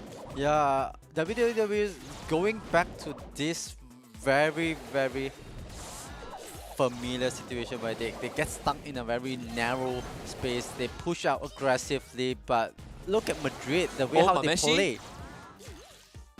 almost gets taken down. Milkrill now has to find a way out of here. Poison Cloud coming in. WWW stuck on the left side. Shizuku goes in, gets the first. Levi Oh, no. once more with the smoke and mirrors. Madrid trio in this series. Just dominance over WWW. Yeah, Madrid cleaning the floor, making sure that WWW goes down to the lower bracket and they move on to go up against Team Flash. Team Flash, they will have their request, they will have what they want, which is to go up against Madrid, and they will be facing Madrid as Madrid. They able to knock WWW down. They secure themselves this one slot, and whoever wins this next matchup kind of secure their slots itself. Oh yeah, I mean WWW came as closest in the third set. Right? We talked about knockout, where Madrid, they had their own approach and WWW were holding on pretty well, but it's all of these clutch moments, right? You see the difference when the Nani super wasn't available, when you don't have, when you can't gain that numbers advantage at the start of the round. There's honestly nothing much that you can do to gain pressure on the map. Madrid, the moment they see that Nani super hit the wall, they just went it all in. Yeah, that's the opening for them. Like even for the Piper, when the Piper uses the ultimate way too early, that's also a signal for the side of WWW. Like, okay, the Piper is vulnerable. We can try to go put on the pressure, but it was a bit hard for the side of WWW. They managed to get a couple of rounds trying to tie things off, but Madrid stands tall. They recognize, as what you say, they recognize the moment that the Nani misses the ultimate. That's the chance, that's the opening. Put them in a pressure, put them in a corner, and WWE, they get stuck in that very similar situation where they always get stuck on the very far left corner. They get herded into that corner, and that they're being funneled into the. Yeah, and it's just Madrid systematically dispatching WWW. And you know, when we talk about smooth gameplay like what we saw on screen, well, we have just the device to recommend to you guys. Samsung Galaxy, been one of our partners of the Snapdragon Pro Series for a long time. So I do implore you guys to check out the latest Galaxy S23 Ultra, because this device is on another level. The cream of the crop. Good photography in low lighting situations, good optimizations, great smoothness and fluidity. And most importantly, when it comes to playing mobile games, that's the one you want to go for. Yeah, definitely, that's the mobile. But right now, Madrid, they have to go up against the one that asked for them. Oh, yeah. Is Team Flash. Now that's gonna be another matchup that is gonna be very exciting, because both teams, they're gonna expect each other. They're gonna bring out whatever strategy they have, and might even see curveballs being thrown around. Team Flash asked for Madrid, and Madrid delivered. They will take on each other in another best of 5 set coming up next after this break.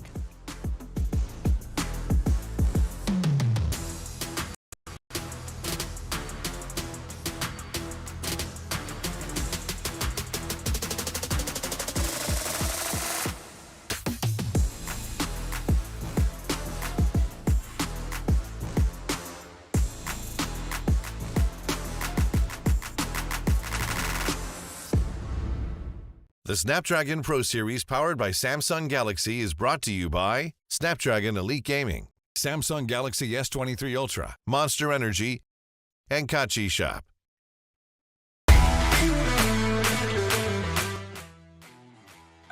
Interesting.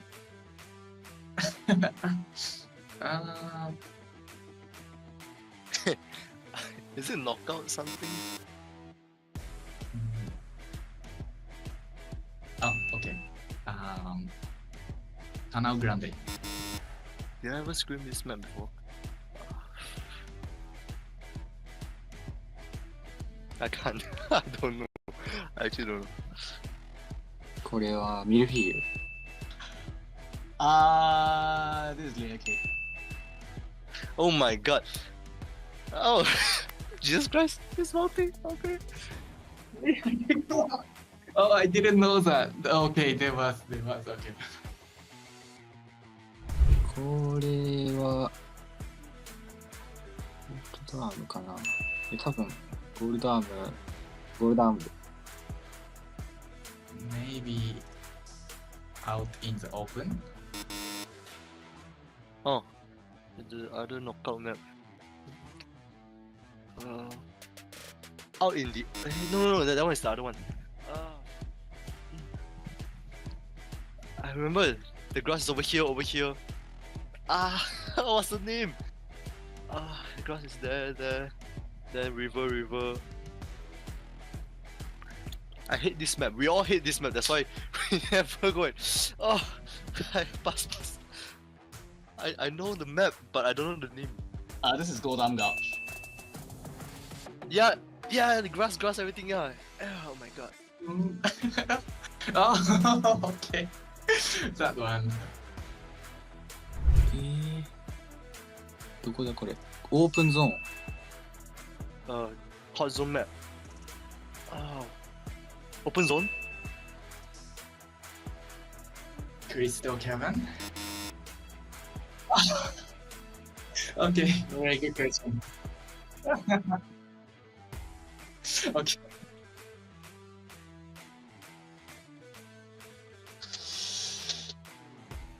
This is out in the open. Oh no! I'm confused the two. No.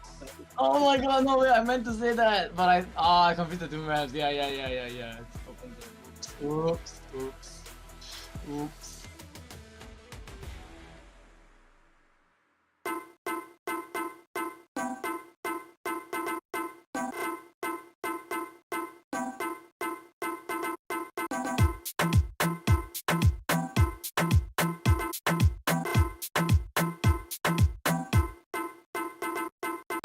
Number one in the street, so that wanna bang bang. Everybody touch a road, everybody bang bang. Then I wanna sound it, everybody.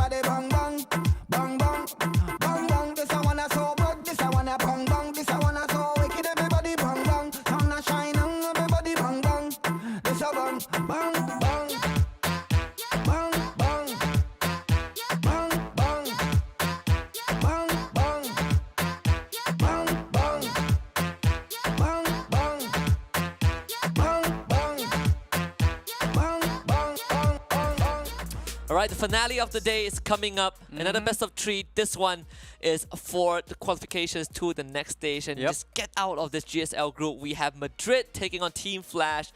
A matchup that Team Flash asked for, and now Madrid have granted their wish. The question is, can Team Flash take out Madrid? Yeah, definitely. Team Flash, they have to answer this question. They have to answer what they asked for, which is Madrid. They want Madrid, they get Madrid. But can they go and further and beyond to defeat them? That's the question that everyone's gonna ask. It's definitely going to be a tough task, the odds against Team Flash, but we wouldn't have been able to see all of these actions on screen without the Snapdragon Elite Gaming to power all of these matches. And when winning matters, I think we have Snapdragon Elite Gaming to give these players the platform to show us what they're made of. Yep, definitely when winning matters, and definitely it does matters for this time because whoever wins secure the slot. We have to remind everyone that this is what they are fighting for. They are fighting for that chance, that slot for them to move on to Masters. And definitely a lot of the teams, they have to put their A game. They have to secure what they can, and if they don't do it their best, they might be eliminated and they might be just walking away with lower prize money. Yeah, and when we talk about challenge, right, that's kind of the interesting part where challenge and masters is completely different in how you qualify. And when we talk about challenge, it's all about the prize pool, 20,000 waiting for first, is it 20 or 16,000 USD waiting for the first place finish. Either way, I want to hear you guys cast your votes again in the Twitch chat. In the previous 2 series, the team that got the most votes, or majority of the votes, won 3-0. And both of the teams are now here in this best of 3, but there can only be one winner. So spend the channel points, let us know. Yeah, I have a big feeling and prediction, like, cause like, you know, Team Flash representing the Southeast Asia region. Meanwhile, Team Madrid, they are more towards the Japan region itself, and I can see that it's going to be two titans. They're gonna go at it. They're gonna bring their best. They're gonna put a real good war to it, and I'm gonna see the prediction. Might swing in favor in Team Flash. I might just say. I think that's a possibility, right? The onus is whether can Team Flash take down Madrid. Madrid clearly the favorites. I think even Team Flash has given them a lot of respect coming into the challenge stage, and now they have to face off against probably one of the toughest enemies. Because when you look at Group B so far, you know, Team Flash definitely no slouches. We're gonna check out some numbers between these two teams and kind of get an idea of how things are. Team Flash obviously leading in terms of that KD, leading in terms of the damage dealt, but also when you look at Madrid, these numbers, they don't tell the full story. Yeah, it feels like, you know, Madrid, not they are playing as much information they can give out and like leaving as much they can as a secret and something up their sleeve. And definitely Madrid, I feel like the numbers don't really represent what they are. I feel like there is still more of them, the full potential, you know, the anime arc for Madrid, it's not fully done yet. Maybe this time Madrid might unleash that inner beast against Team Flash. And Team Flash, the numbers does say that, you know, they know how to dissect, they know how to go aggressive, they know how to really approach every single situation. But Madrid, can they able to dissect Madrid? Can they able to read and be confident, especially they are on a winning streak right now? Yeah, and I think, you know, when you have the Team Flash having that momentum, we'll see if that is enough for them to overcome Madrid. Before that, we want to hear what Team Flash has to say. So here's their thoughts. Hi, my name is Chris. I'm also known as Wiggly Spoo. I'm the current coach of Team Flash.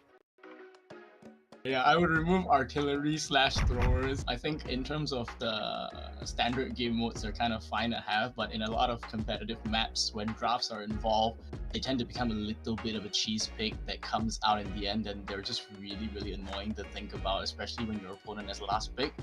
Essentially, even in our drafts, we ban it out a lot when we have to deal with it in last pick, and if I could just get rid of it entirely, I think the game would be a lot simpler to draft with.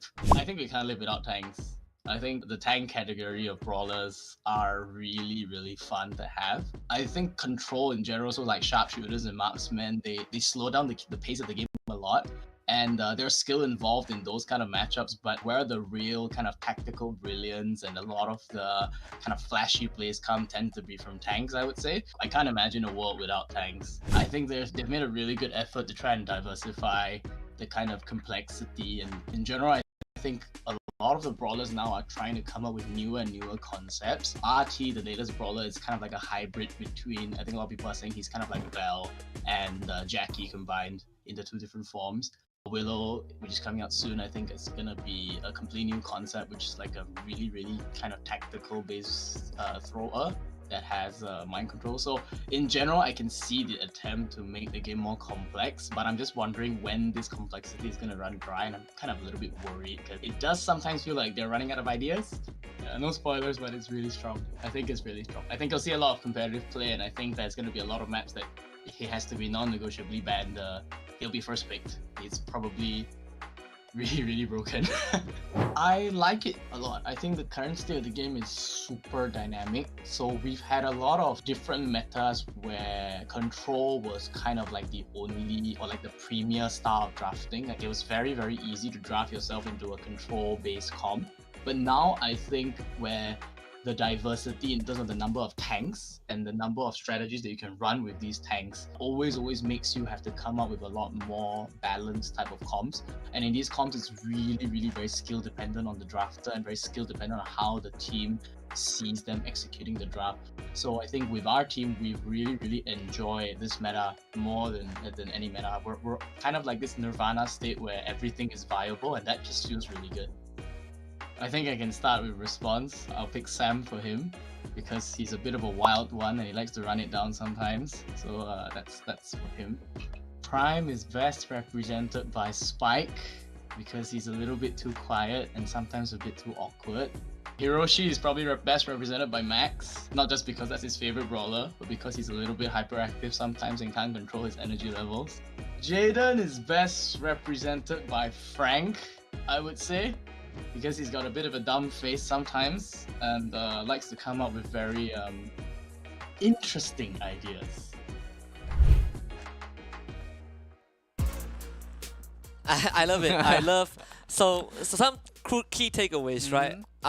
And that's something that we brought up at the start of the show, the dynamics of current meta, and you can see that it really is showing the level of comfort the Team Flash is bathing themselves in. The last part is my favorite. Yeah, the last part. Just what brawlers, like, you know. What brawler would you be? For me. No, actually, I shouldn't ask that. What brawler would I be? What brawler that you will be? I feel like you're more of a stew. More of a stew. Huh? Yeah, you have the energetic. You know, you zip zap your way into it, and like, you know, it brings a lot of like it's not ego. There's another word for that. It's not like prowess, but it's more like a bravado that you bring. Like, thank you. I'll think of yours in a bit. For now, we need to take a look at the predictions of Twitch chat. You guys have casted your votes, and Cruz Madrid taking the biggest slice of the fan votes. No, whoa. Wait, now wow, it's now tied It's now tied.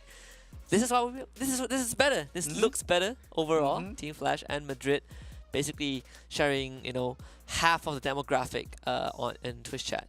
Yeah, this is a bit better because now it's up in the open now, up into the air. Like, which team will win? Will it be Flash or will it be Madrid?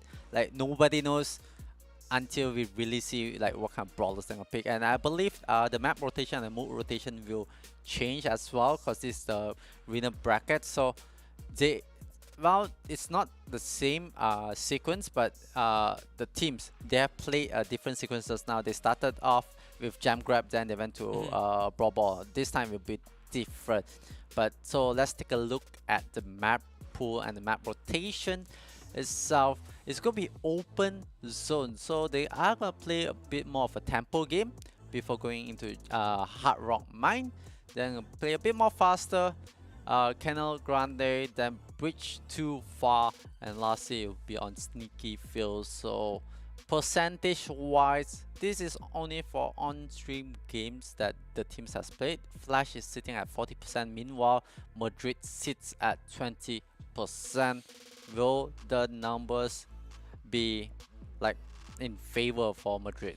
Yeah, and again, we have seen just a lot of difference when it comes to how the teams approach the draft, and it kind of goes back to what Weekly Spool talked about, right? The meta is so much more dynamic. There are just so many ways for you to approach drafting, and it makes it it gives you more freedom.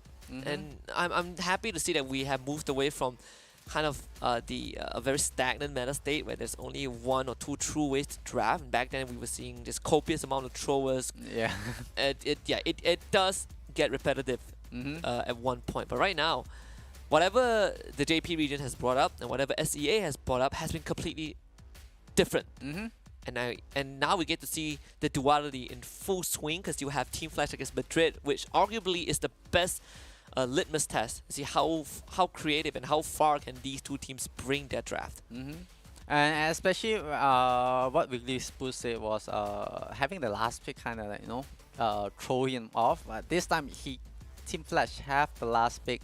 First pick, they will pick up the steal for themselves. That means that there is the mobility, the speed zone where they can go into the hot zone, get back out. There's a lot of zip zap.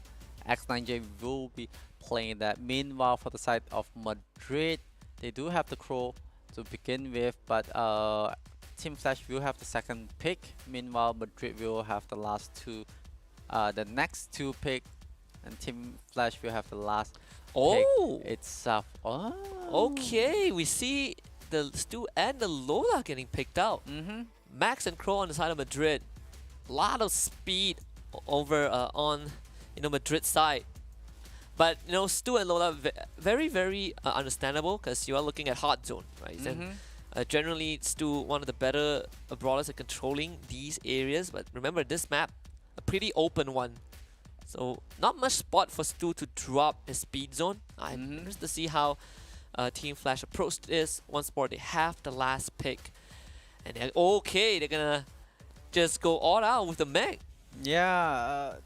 This kind of composition coming in from Team Flash, very aggressive, trying to solidify like their strategy, in that we're going to go aggressive, we're going to be in your face, try to catch us, try to find a way for us. It might be a bit of problem for the Max and the Crow itself, but I feel like the technicality from Japan players, they are able to figure a way out. But we will find out as match starts. Team Flash, they will be playing from the blue side. Meanwhile, Madrid will be playing from the red side, and the zone has been touched by Madrid first. Yeah, and there we go. Madrid just having so much control, just winning out on the early trades as well. See the members on the side of Team Flash already dropping dangerously low. Response needing time to regenerate health. Just not on their side. The fact that they lost control of that right side of the map. Jay just coming back. Milgro getting so much space. They need to try and push Madrid away. Hiroshi is going to do so with the mech. But unfortunately, Jay goes down once more. No Lola means they are losing a lot of that damage. And Response just gets outgunned by Levi. There can only be one true speedster, and for Madrid's side, it's going to be Levi winning out majority of the trade. Third speed zone dropping down. Madrid making it to 78%, almost hitting 80. And again, the trade is just in favor of Madrid. Response, you need a hero reloading the last second.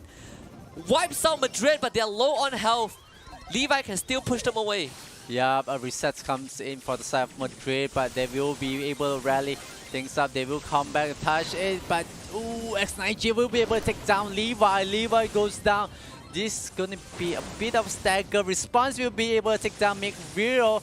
This is looking bad as Team Flash, they are gonna try to equalize, but Shizuku jumps towards the back line. Can they? Oh, close, but still the hot zone is in favor of Team Flash. This is an aggressive play coming in from Madrid. And Levi, he's taking so much control. They get rid of Shizuku. Hiroshi, wait. can you defend it? No, you can't. Madrid sticking the foot on the zone. Shizuku doing just everything on his own on this max. Yeah, Madrid just keeping themselves on to the hot zone. They were able to hold and even fan off Team Flash. Team Flash just gonna have a very big problem, even though they have the Stu in hand, they have the speed zone. But once again, it's hard for the Stu to get onto the hot zone as Levi is sitting on top of the hot zone. They are keeping this keeping response in check, and they're gonna make a really difficult time for Team Flash. And Team Flash being sent all the way back. Hiroshi has been pushed back. The Crow will be able to go for it, but still will be able to go for the trade. And again, Levi, they can't catch him. Levi is swift like the wind, graceful as a butterfly. They cannot hit him. No attacks connect onto Levi. Projectiles, they bend around this max. 50% on Madrid, splitting up Team Flash left, right, and center, and Levi somehow alive for way too long. Team Flash regaining some control, some semblance of control on that hot zone. But Madrid, they're coming back once more. Levi is ready. Shizuku pushing response away. Hiroshi also chipping down. The mech actually getting broken. But at least Team Flash a bit closer in terms of that progression, but response, he is so low. Hiroshi is already taken down. Madrid planting their foot on the hot zone again. Levi is just doing God's work. Yup, Levi dancing around the hot zone, but Shizuku going quite low still, trying to go for the forward. They will be able to take down Levi. Hiroshi going for the push again, but oh no, Shizuku will be brought down by response. Hiroshi putting on the pressure on the right hand side. Meanwhile, still will be able to capture the hot zone, trying to get as much percent for Team Flash. Meanwhile, Madrid, they will go for another attack. They just need 9%. They need to push response, and they will be able to push response out, and they will be able to capture the hot zone. And that's it. That's the first map goes into the favor of Madrid. Man, Madrid just so composed. Just basically a showcase of mechanical prowess for Madrid. Levi, in particular on this max, just cannot be hit. This guy is from the Matrix himself. Yeah, he put on the dancing shoe. He put on his sunglasses, and he's moving left and right, and he's been dodging and weaving and even popping around. Like Team Flash, like he's seeing clones of him. I don't know. I mean, it feels like you're boxing with shadows if you're Team Flash. But overall, Madrid is coming out the gate swinging. When you look back at both games, it's really a collective effort from Madrid, but Levi definitely stealing the spotlight on this max. I mean, the movement from this man is unparalleled. Yeah, definitely. It's on the next level, but Team Flash, they have to respond. The next map pool will have a bigger impact as it's much more aggressive. As it scales up, it will continue scales more and more, especially right now they are going up against Madrid. It's going to be a hard rock mine, 100% in favor of Team Flash on stream games. Meanwhile, Madrid has 80% on stream on this map itself. Can Team Flash keep that momentum, keep that percentage on? Squeak has been banned, Max has been banned, and Poco has been banned on the side of Madrid. Meanwhile, Gus, Colonel Robs, and Bonnie will be banned on the side of Team Flash. Very exciting to see how this hard rock mine is going to pan out. Again, it's another map with a lot of places for you to kind of hide in, but you know, Team Flash, it's one of the few SEA specials. We've seen this bow way too many times, and this is just a very comfortable pick for the region. One of the few brawlers that does give you that zone control when it comes to gem grab. So Flash definitely up to something. Again, we discussed about how different it is from both regions when it comes to drafting. We're seeing Team Flash and Madrid. It's just no clashes at all. Team Flash going back for the stew once more. Both two, I feel like they ran this lineup very long ago. Okay, they ran this lineup way too often, because like they brought in the Sprout, the Stew, the Bull, the SEA specialty. They're serving it up to Madrid and Penny, Crow, and the final one will be Jin for the side of Madrid. So there is mobility meanwhile for the side of Madrid, but for Team Flash, I'm trying to recall this lineup they ran. Like the Bull caught me off guard. Then I remember they ran this before. They ran this lineup very long ago.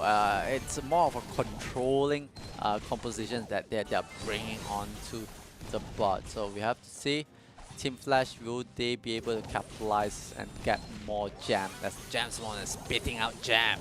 And just look at Madrid once more, taking so much space early on. I think the Team Flash can respond to this. Penny on the right side, Mukuro setting things up as well. Once you get that cannon off, it's going to be hard for Team Flash to regain some of that ground. They will start it off, but taking out Shizuku. Mukuro also in a tough spot. Hiroshi dodging the attacks. Team Flash getting some ground. This Sprout also preventing Levi from providing any sort of backup. But when you're up against a Jin, you always gotta be mindful that there's always the super that can grab you away. Mukuro instantly just beeline towards that right side, trying to take on Hiroshi. Actually was able to keep himself alive with that barrel. Yeah, like I can see how Mukuro is being very prioritizing on the towards the right side, but the jam goes down on the for Madrid. It will be picked up by X9J. He just walks in, swoops everything out and says like, nope, these gems are mine, and we will start the countdown. It will be 7 seconds left onto the clock.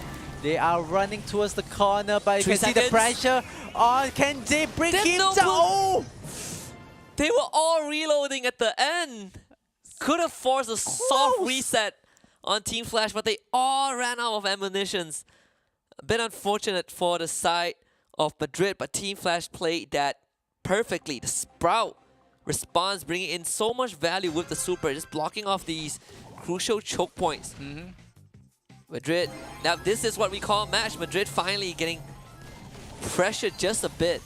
Yeah, making Madrid sweat a bit, but I feel like they are gonna bounce back. You can see the way how Madrid plays is a bit much more slower. They don't want to put much pressure, but Shizuku have another thought. They bring down response.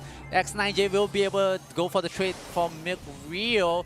Meanwhile, Hiroshi pushing up in front. Shizuku will be brought down. This means that Madrid has to go for the reset, but Shizuku still able to go for the trade. Madrid does have the jam in the lead. And this is one more mine down there. Jade taking down Mukuro already. Hiroshi going for the push. They want Levi gone. What? Team Flash pressing on with the assault. Just need one more gem to hit to start that countdown, and Shizuku is just way too far out. Madrid, can you stop any attempt? The grab from Levi, resetting the gem just a bit. Some time is brought. Mukuro trying to kind of juke left and right. Shizuku straight to the back, looking for Jay. Gets rid of them. All 6 gems on the floor. Madrid getting the countdown going. And it can't be stopped right now, unfortunately. Team Flash just do not have enough firepower. 8 seconds left. Can they get real Levi? Levi first to go. They get the reset. Hiroshi is in danger though.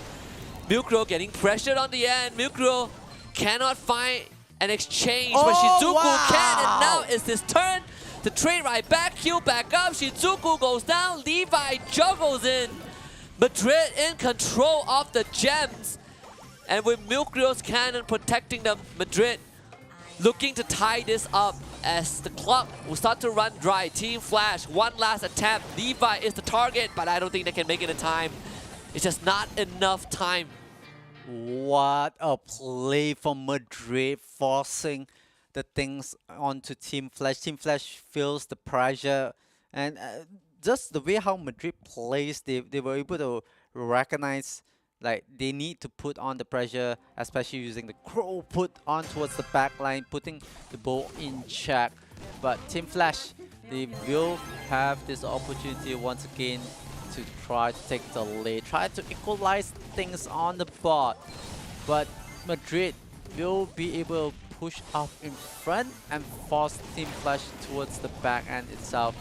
Team Flash, Bo, X9J has to be careful, is getting 2-on-1 situation. Yeah, and they just go straight to the back. Both teams swapping spots. Izuku able to walk back out. Jay once more just shows up, gets obliterated by Madrid. They're on the other side of the spawn point.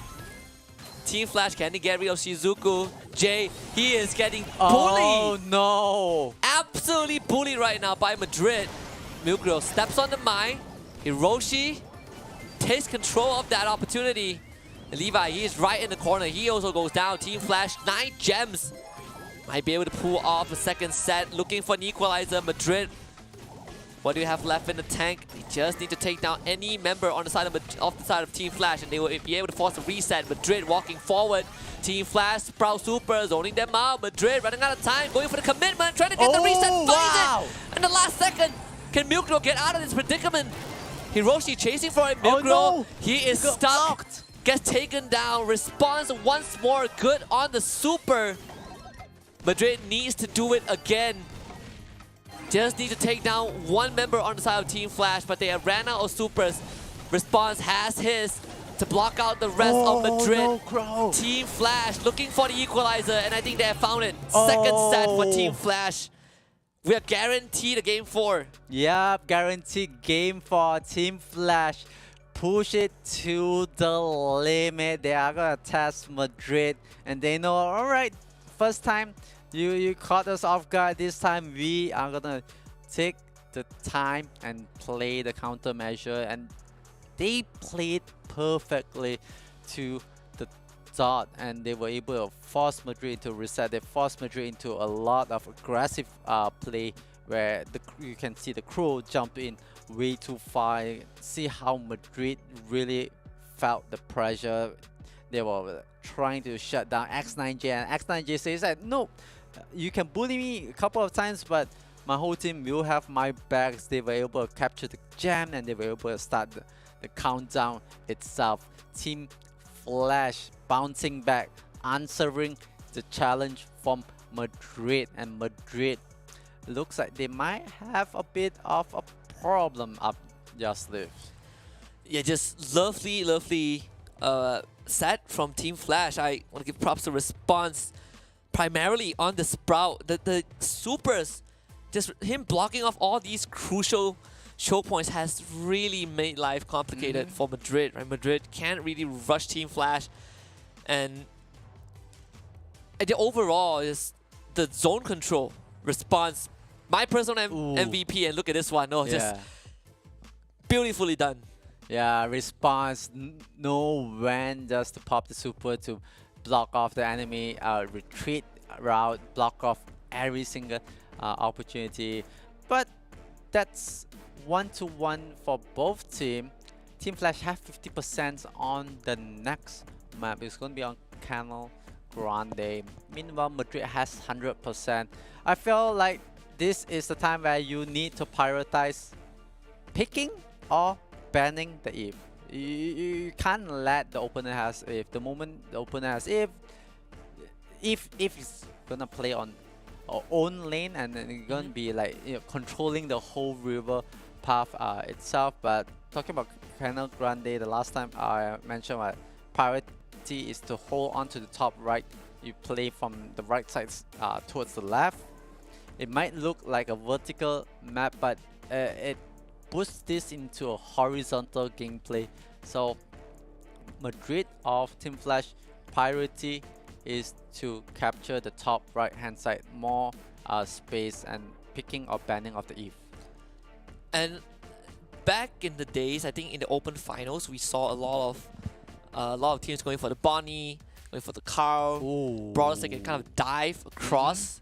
Okay, let's dive onto the enemies. I think Jeanette was also pretty popular. I think we'll see this time though. Yi ban out.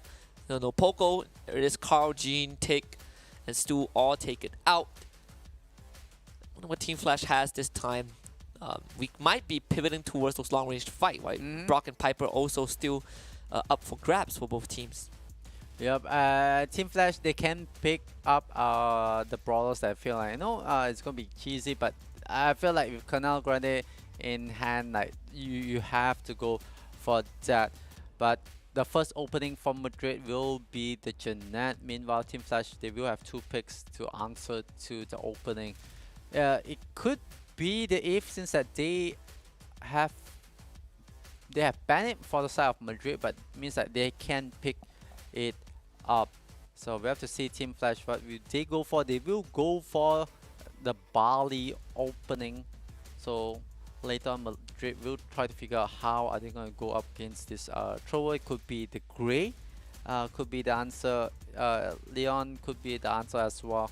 So we have to see what will be the response. But Team Flash still thinking and pondering on what is the second brawler that they want to pick up to make sure that they are able to control. They will pick up the Surge.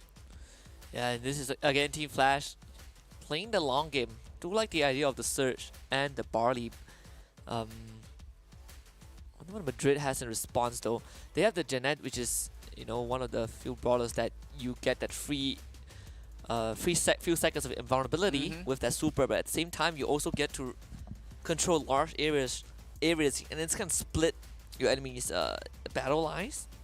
Now, maybe there's a response with long range artillery again.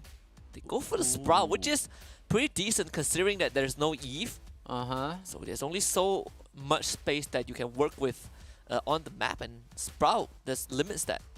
Yeah, picking up the Sprout could force the Bali into a very weird positioning and like zone him out.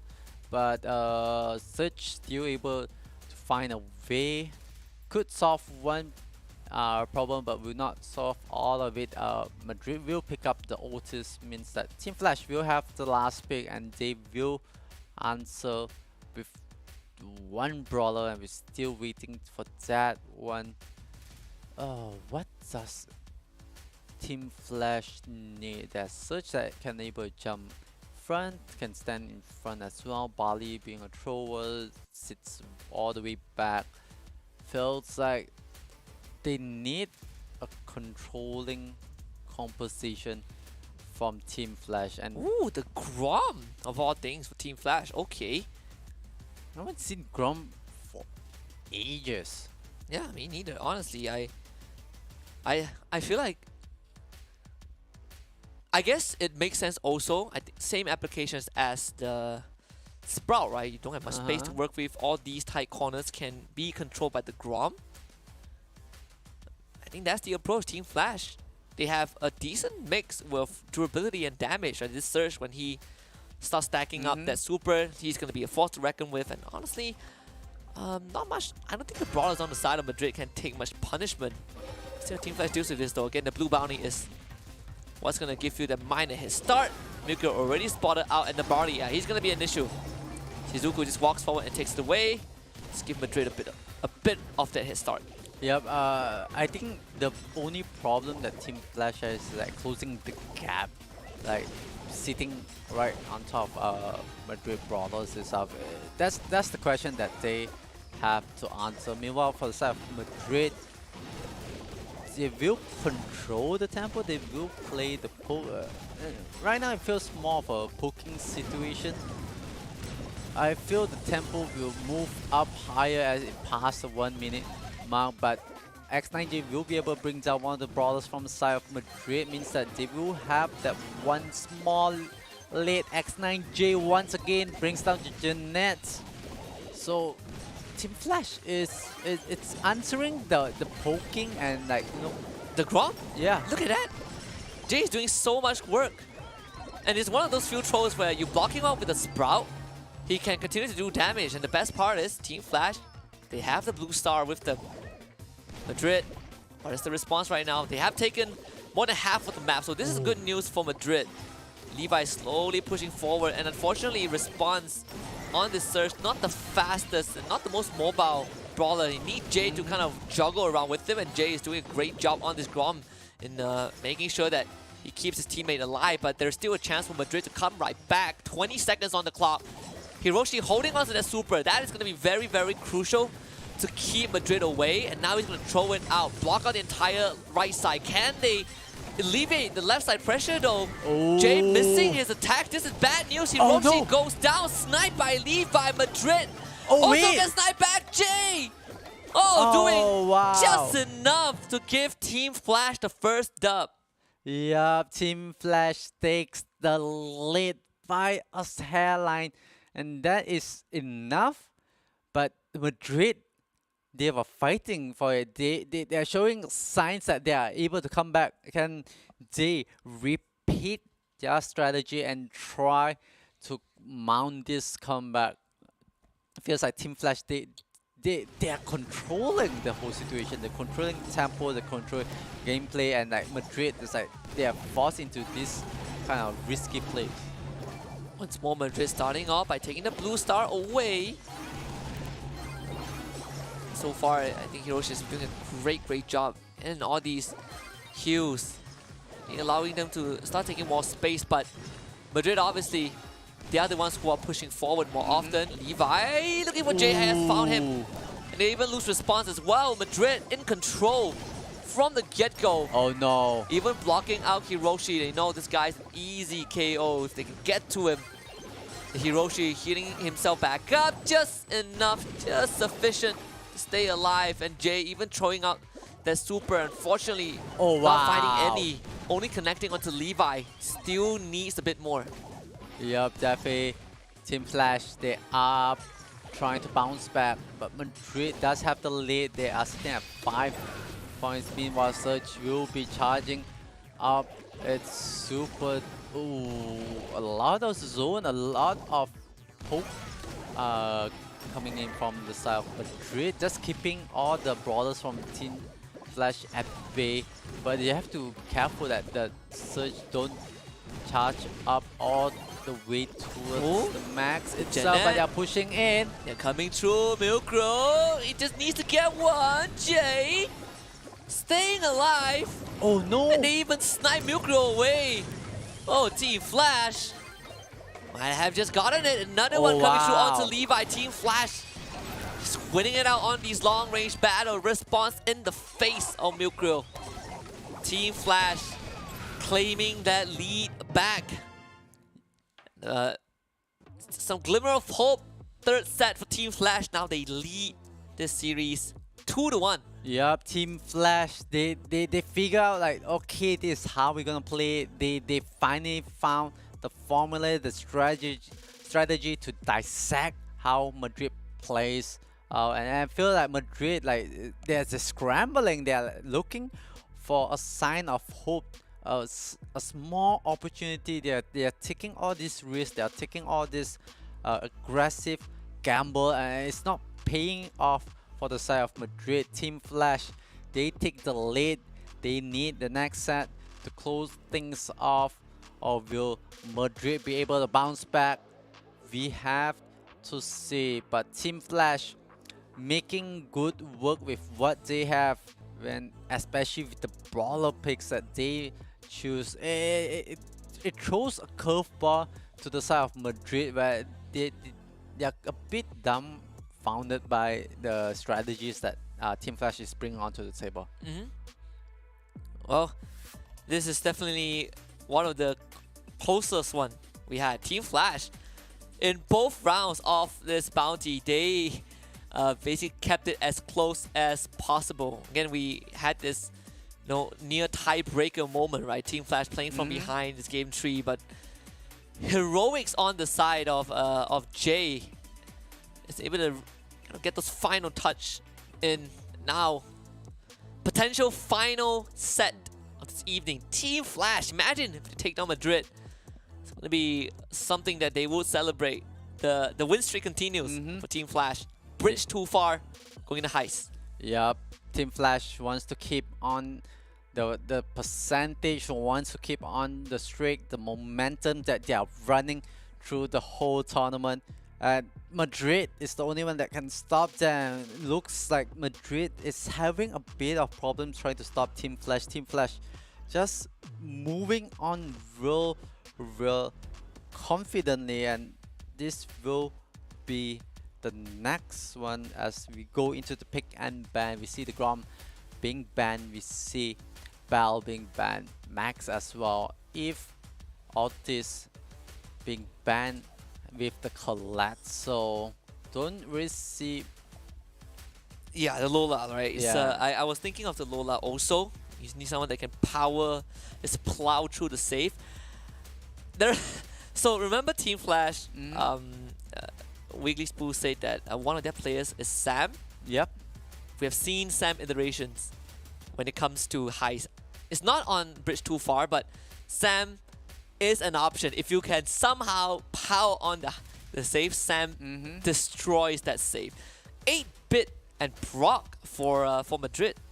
I like the Brock picked up. We have seen how efficient Brock can be played on bridge too far. Especially you put Brock on the right side. If I recall the whole situation, you put in this situation 8-bit might go into the middle. Meanwhile Lola, it's the opening for the side of Team Flash. Wow, very old and classic. That is the Colts picked up by Hiroshi for the side of Team Flash, and they will pick The up Carl. Carl. All right, I think I see what is happening, right? It's, with side of Flash. It feels like a full commitment over on the save, but easier said than done. There's not too much of a route for you to go through, and so far I think only there are true brawlers on each side that can take out kind of the middle part, the barricade in the middle part. But we're looking at a vertical design of this map. I think it's easy to gatekeep, and you have the mag also. A lot of health bar for Team Flash to chew through. Yeah, Team Flash really needs like to commit into one single plan. So Madrid on the other hand, like so much that they can do to stand in front to soak, but feels like it's a bit way too defensive, where they are just thinking, okay, like do or die right now. We have to keep the save alive. But what's your offensive strategy? What are you gonna put in front? But we have to figure it out as we go in to bridge 205, and you can see Team Flash playing on the blue side, meanwhile Madrid on the red side. Yeah, and in Madrid, you just need the goal. I just need to keep Team Flash away. Because if Team Flash gets their hands on the Madrid save, it's going to be a lot of pain. Levi, dropping low, losing the trade, but they are slowly pushing Team Flash back. Levi winning that one with a sliver of health. And now Team Flash safe in danger. Shizuku, the map getting taken out in the last seconds, but Hiroshi doesn't have health to work with. Jay also just eating all the pallets, and this is what Madrid is good at. Drop the 8-bit super, buff up this Brock. They are forced to trade back, but Madrid just look at the damage. overwhelming damage output on the save. Team Flash barely able to stop it, and they still need to get through Shizuku. There's the Mac, there's the Brock. I think Madrid has gotten the save already. Yeah, I feel like Madrid read it through properly. They were so chaotic, and like the amount of damage output, the amount of like problems that Madrid is putting onto the table for the side of Team Flash to deal with on the wing was so hard. To imagine that the game decider, if Madrid wins this mode, it's gonna be Brawl Ball is the one that are going to decide it, and it's gonna be a mental game to play with. Response putting up more pressure up in front, but it will be a trade as Milk Wheel goes down as well. Yeah, Response, great job just taking up space. Some damage on the safe, but Team Flash again last round, they lost control so quickly because they got picked off. I need to keep that in mind. Keeping Madrid pinned down in front of the base and response. This Carl is doing a lot of damage. Response does have the super, goes in, just spins Levi away. Team Flash looking for an equalizer. So close to achieving it, but it's not time just yet. Yep, it's going to be hard for Madrid to defend this. They're sitting at 24% on their safe. Meanwhile, 100% for the side of Team Flash. But Team Flash, they are going to go for the reset a bit. They're going to fall back and look at how Madrid play. Make sure that all their brawlers, but the 8-bit will be able to put some damage onto the save, bringing it down to 88%. Meanwhile, the 8-bit had free roam, but all the brawlers from the side of Team Flash has been brought down. This is the opportunity for the side of for Madrid to go for all the offensive. Oh, can they take on the mag? So close. Levi furiously protecting the super. Wow. Milkro wins that one. But Hiroshi, he needs a bit more. Shizuku trying to body block it. Couldn't do so in time. Just enough for Hiroshi to take out a save. We go to potentially the final round of this best of 5. Yeah, this could be it if Team Flash and things for Madrid. Who will take this win? This is going to be the real close decider. Levi pushing up in front. They are trying to block onto Team Flash, but the Brock will be able to jump towards the right side. It will be an open. They will put on the pressure, but it will be responded by X9J. Oh, here he goes. Oh, response goes in, super aggressive. Can the 8-bit take him down? This is great. They forced the 8-bit to drop his super in front of his base, so a lot of damage output gone. Hiroshi unfortunately losing that trade. Madrid gaining a bit of that ground back. Response going straight for Levi. Barely taking him out, but there's no one to threaten this. Carl and Jay, he's also still surviving. Shizuku pumping as much damage as possible on that save, actually taking the lead back for his team. They broke the mag, but they still need to take down the brawler herself. Shizuku still standing. Response holding on. Hiroshi also barely healthy.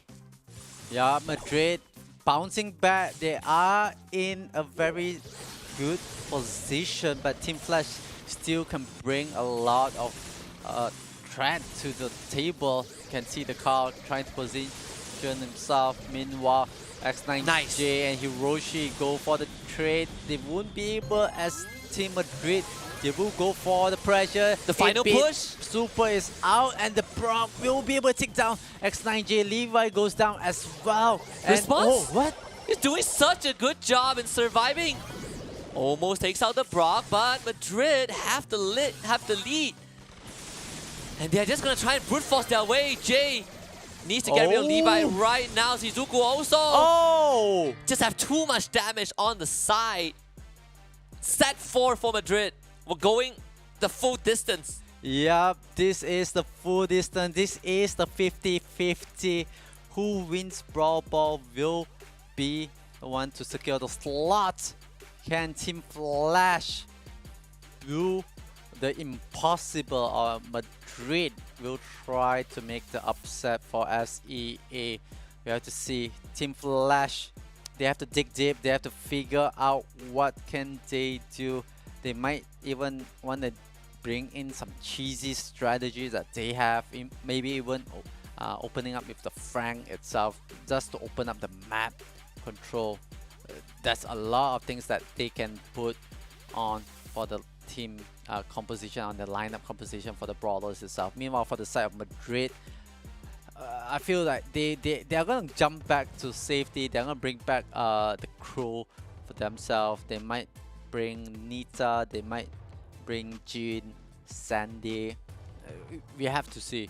But this is the highlight and the recap of what happened in this 4th set, where Team Flash and Madrid went back to back. The car trying to find as much damage, but on the other side, Madrid were able to orchestra damage output to the save. Yeah, and this strat, right? The 8-bit super, the damage boost, and also the mech on the left side. You need to take it down 2 times, and clearly Team Flash didn't have enough output to consistently do so. We're going all the way to Sneaky Fields, Brawl Ball, and I do like it. I do like it. You know, settle the score with some good old soccer match. Yep, and like the win rate, look at the win rate. Team Flash 100%, Madrid 100%. Both of them, like they have not dropped this map, this mode on stream to anyone.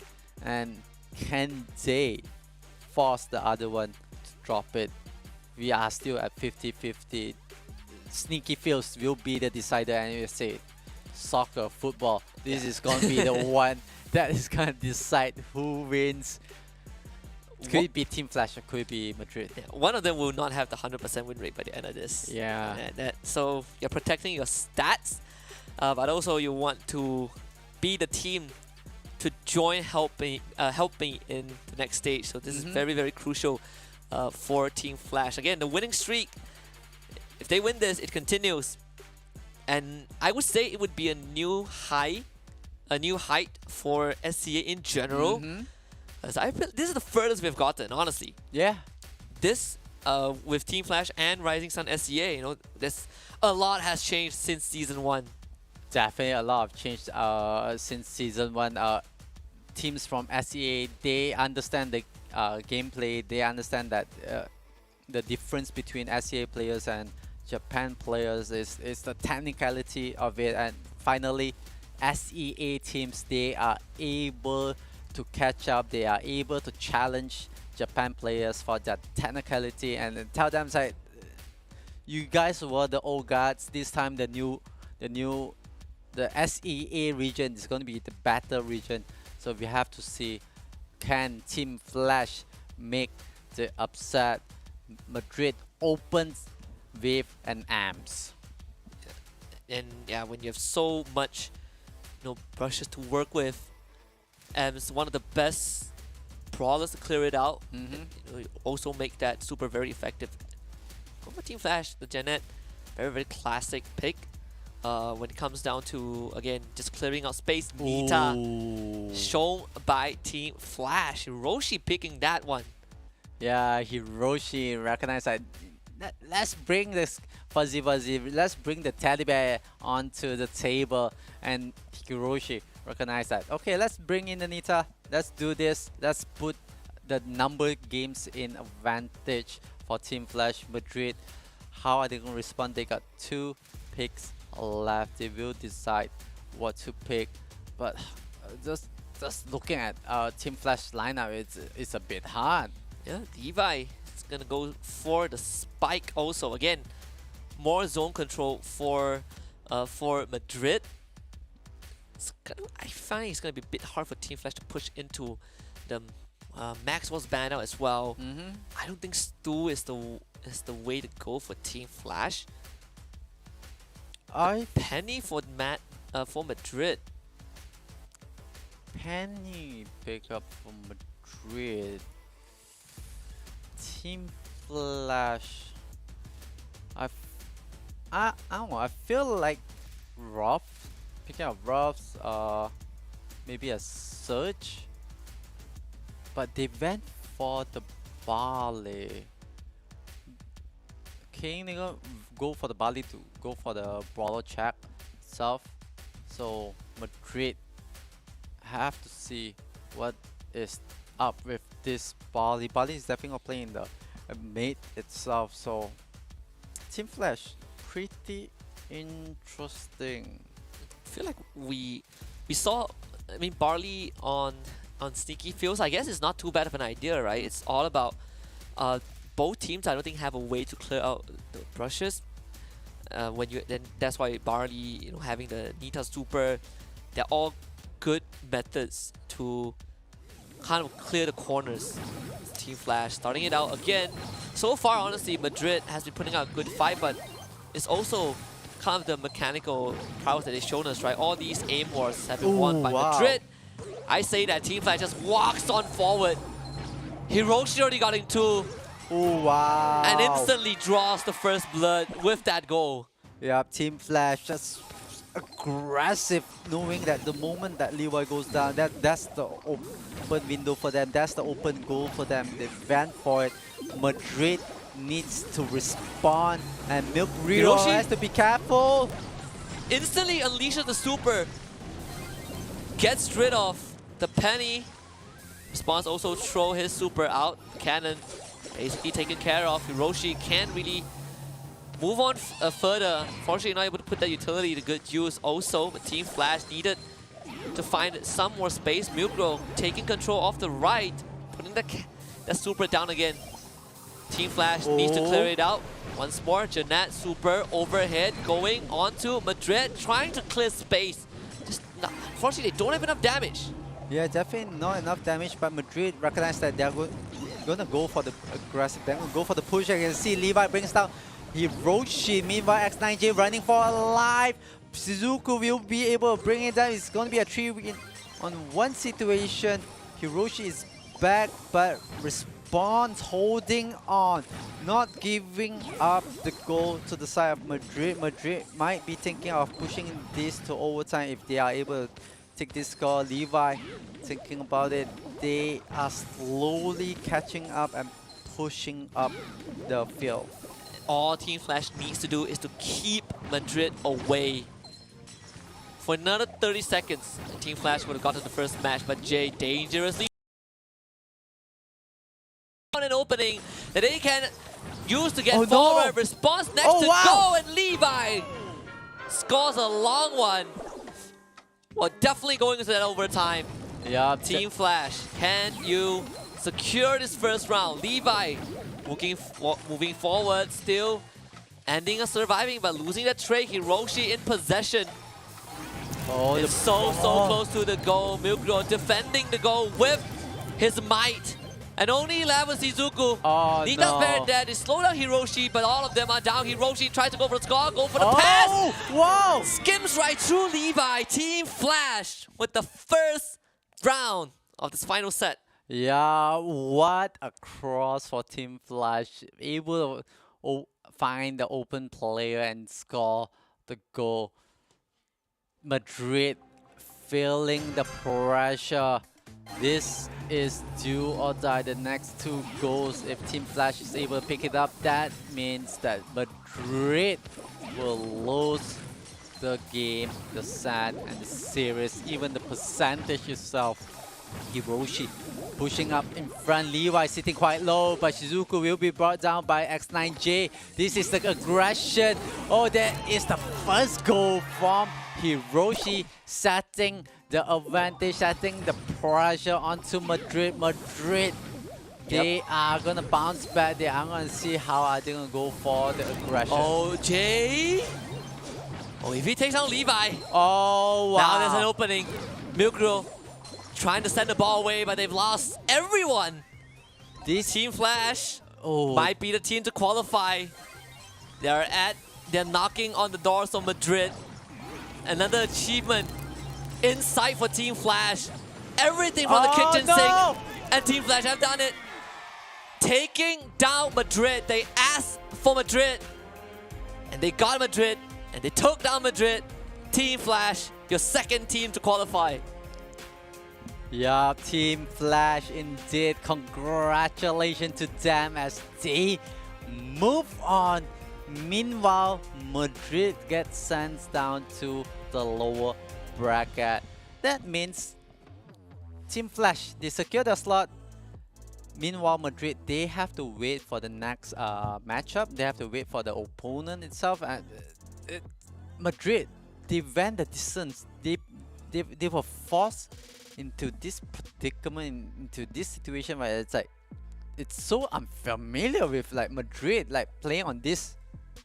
Honestly, if I remember correctly, back in Season 1, we didn't have an SEA team in the Challenge Finals.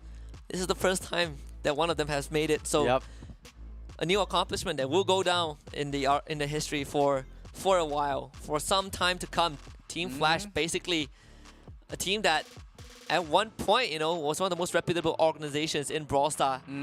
This is a good resurgence for a I feel like a brand that felt like has been lost for a while, for a long time. So congratulations, SEA, making another mark.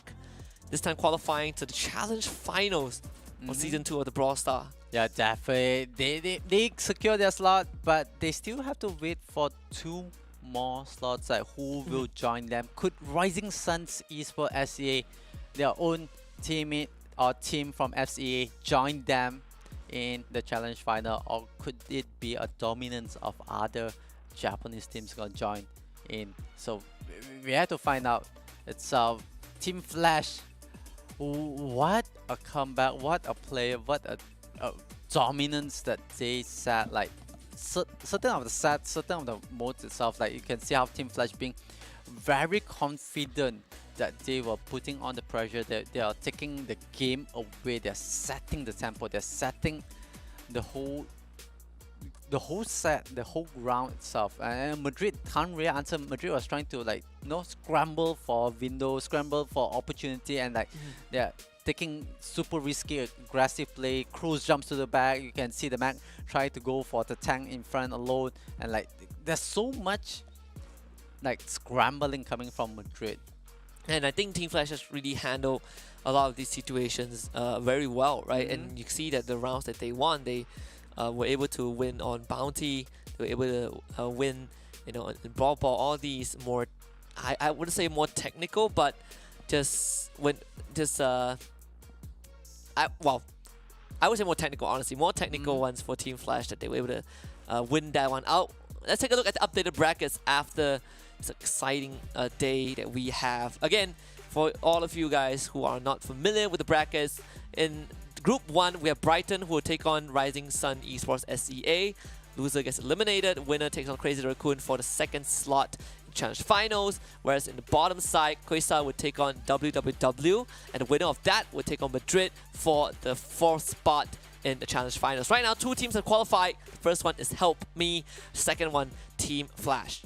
Yeah, we have 1 team from Japan, 1 team for SEA. Who will be the next team to join them? Could it be one of the 6 teams? Brighton, Rising Suns Esports SEA, Crazy Raccoon, Crossar, WWW, or Madrid? But there's only 2 slots for all these 6 teams. They have to fight for it.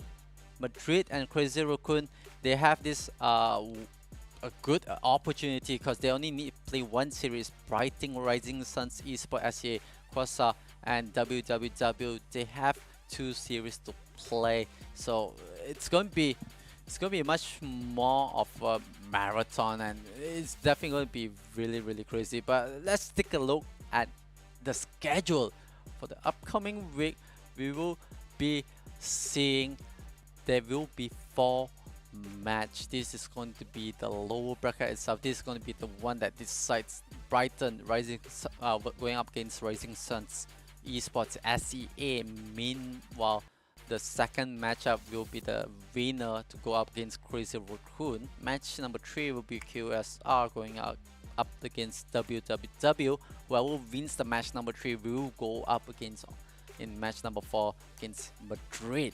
Yeah, I mean, out of the 6 teams that we have, 4 of them will get eliminated next week. Yep. So, a lot of stakes for all these 6 teams. And honestly, Rising Sun SEA looking to be the second SEA team to qualify. And that would be another great achievement. I think they've done a lot already as a region. So, I think next week is going to be even more exciting just to see how these teams are going to hang on, and if they can really finish that final stretch. It's going to be a long evening for some of these players as well. Yeah, definitely. And just imagining, you get 2 teams from FCA, you get 2 teams from Japan.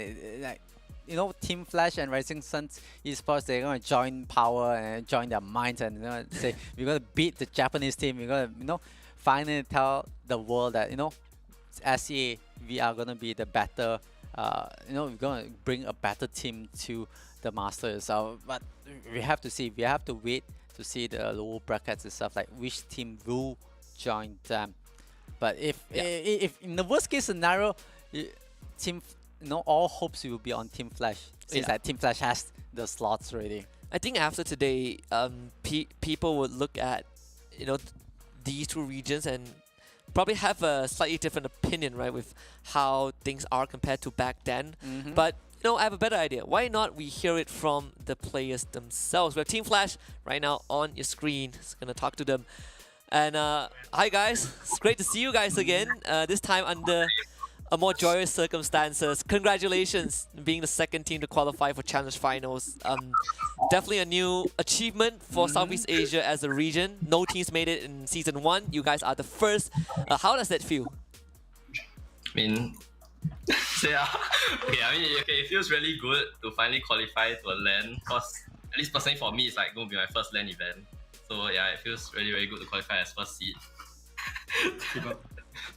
Yeah. Congratulations, guys. But I think one thing that I really want to know, and a lot of all the audience wants to know, is like, what happened when you guys went up against Madrid? Like, how you guys like bring it so technical where Madrid feels like they are falling apart? We are feeling we felt very confident at the start.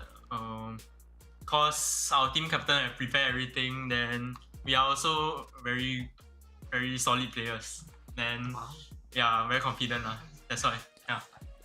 I wanna ask this to all of you guys, because early on we were able to watch a video where your coach Wiggis, he was assigning brawlers to each of you guys. There was a Sam, there was a Frank, Max. there was Max as well. I don't remember the exact designation, but if you guys had to pick, which brawlers would you pick for yourselves?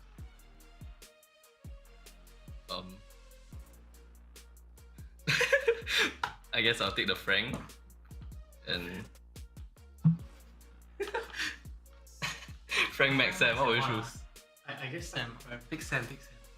I'll take Sam. Yeah, you guys can cross-check with Wiggis by the end of this, because he had a really good justification for that. So, there it is. Yeah, you guys can cross-check with him. But moving into Challenge Finals, right, because Helmi is the first team to already make it through. Next week, we would have 2 more out of the 6 remaining teams.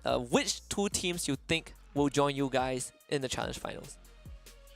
I think it will be the team we faced today, Madrid, and also Rising Sun SCA's like CT's team, which is Crazy Raccoon. Yeah. Yeah, so Crazy Raccoon and Madrid. I think we have a final question for you guys. Like, I think this is the opportunity you guys can like send a message to all the teams and even to your fans, like what you guys expect more for in the future from Team Flash. Okay.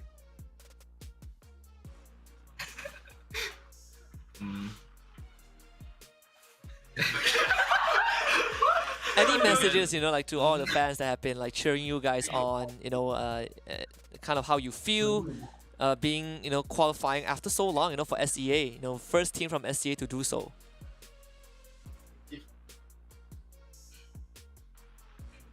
Continue to cheer us, support us.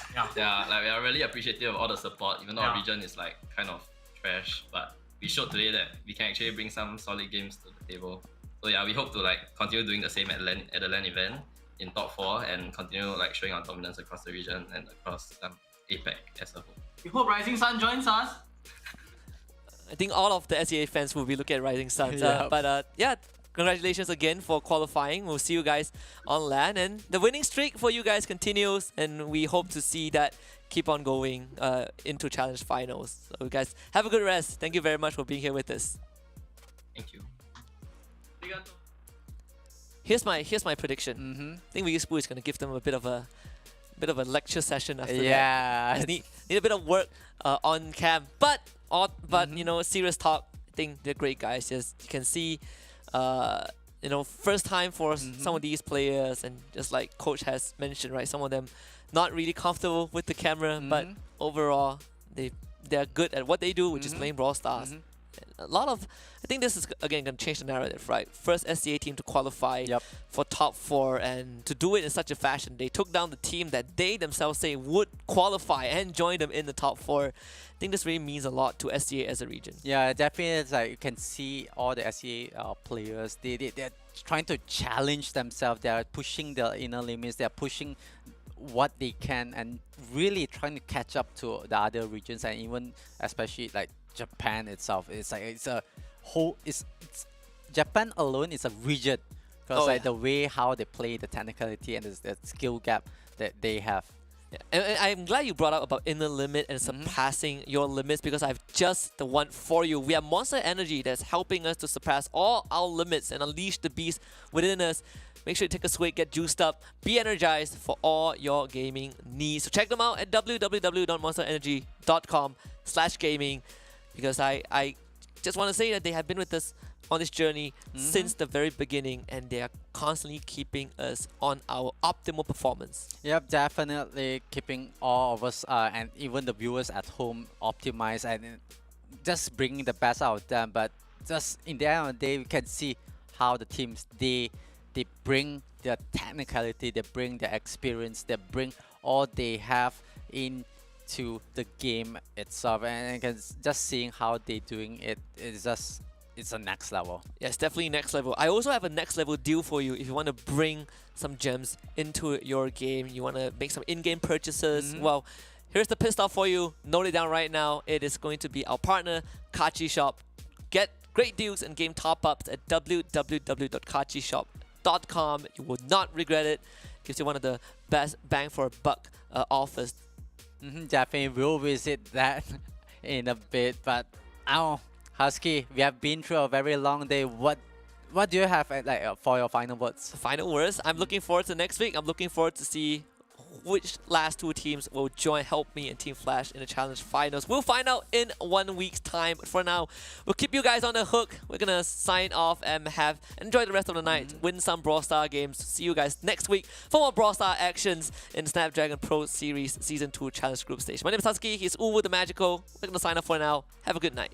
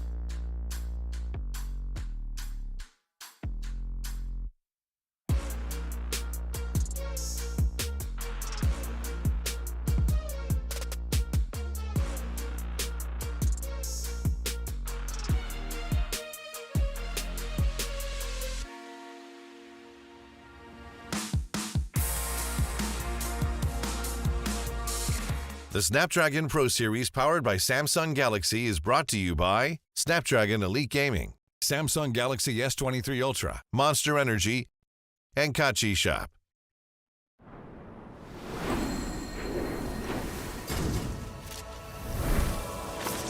As I feel the weight of the world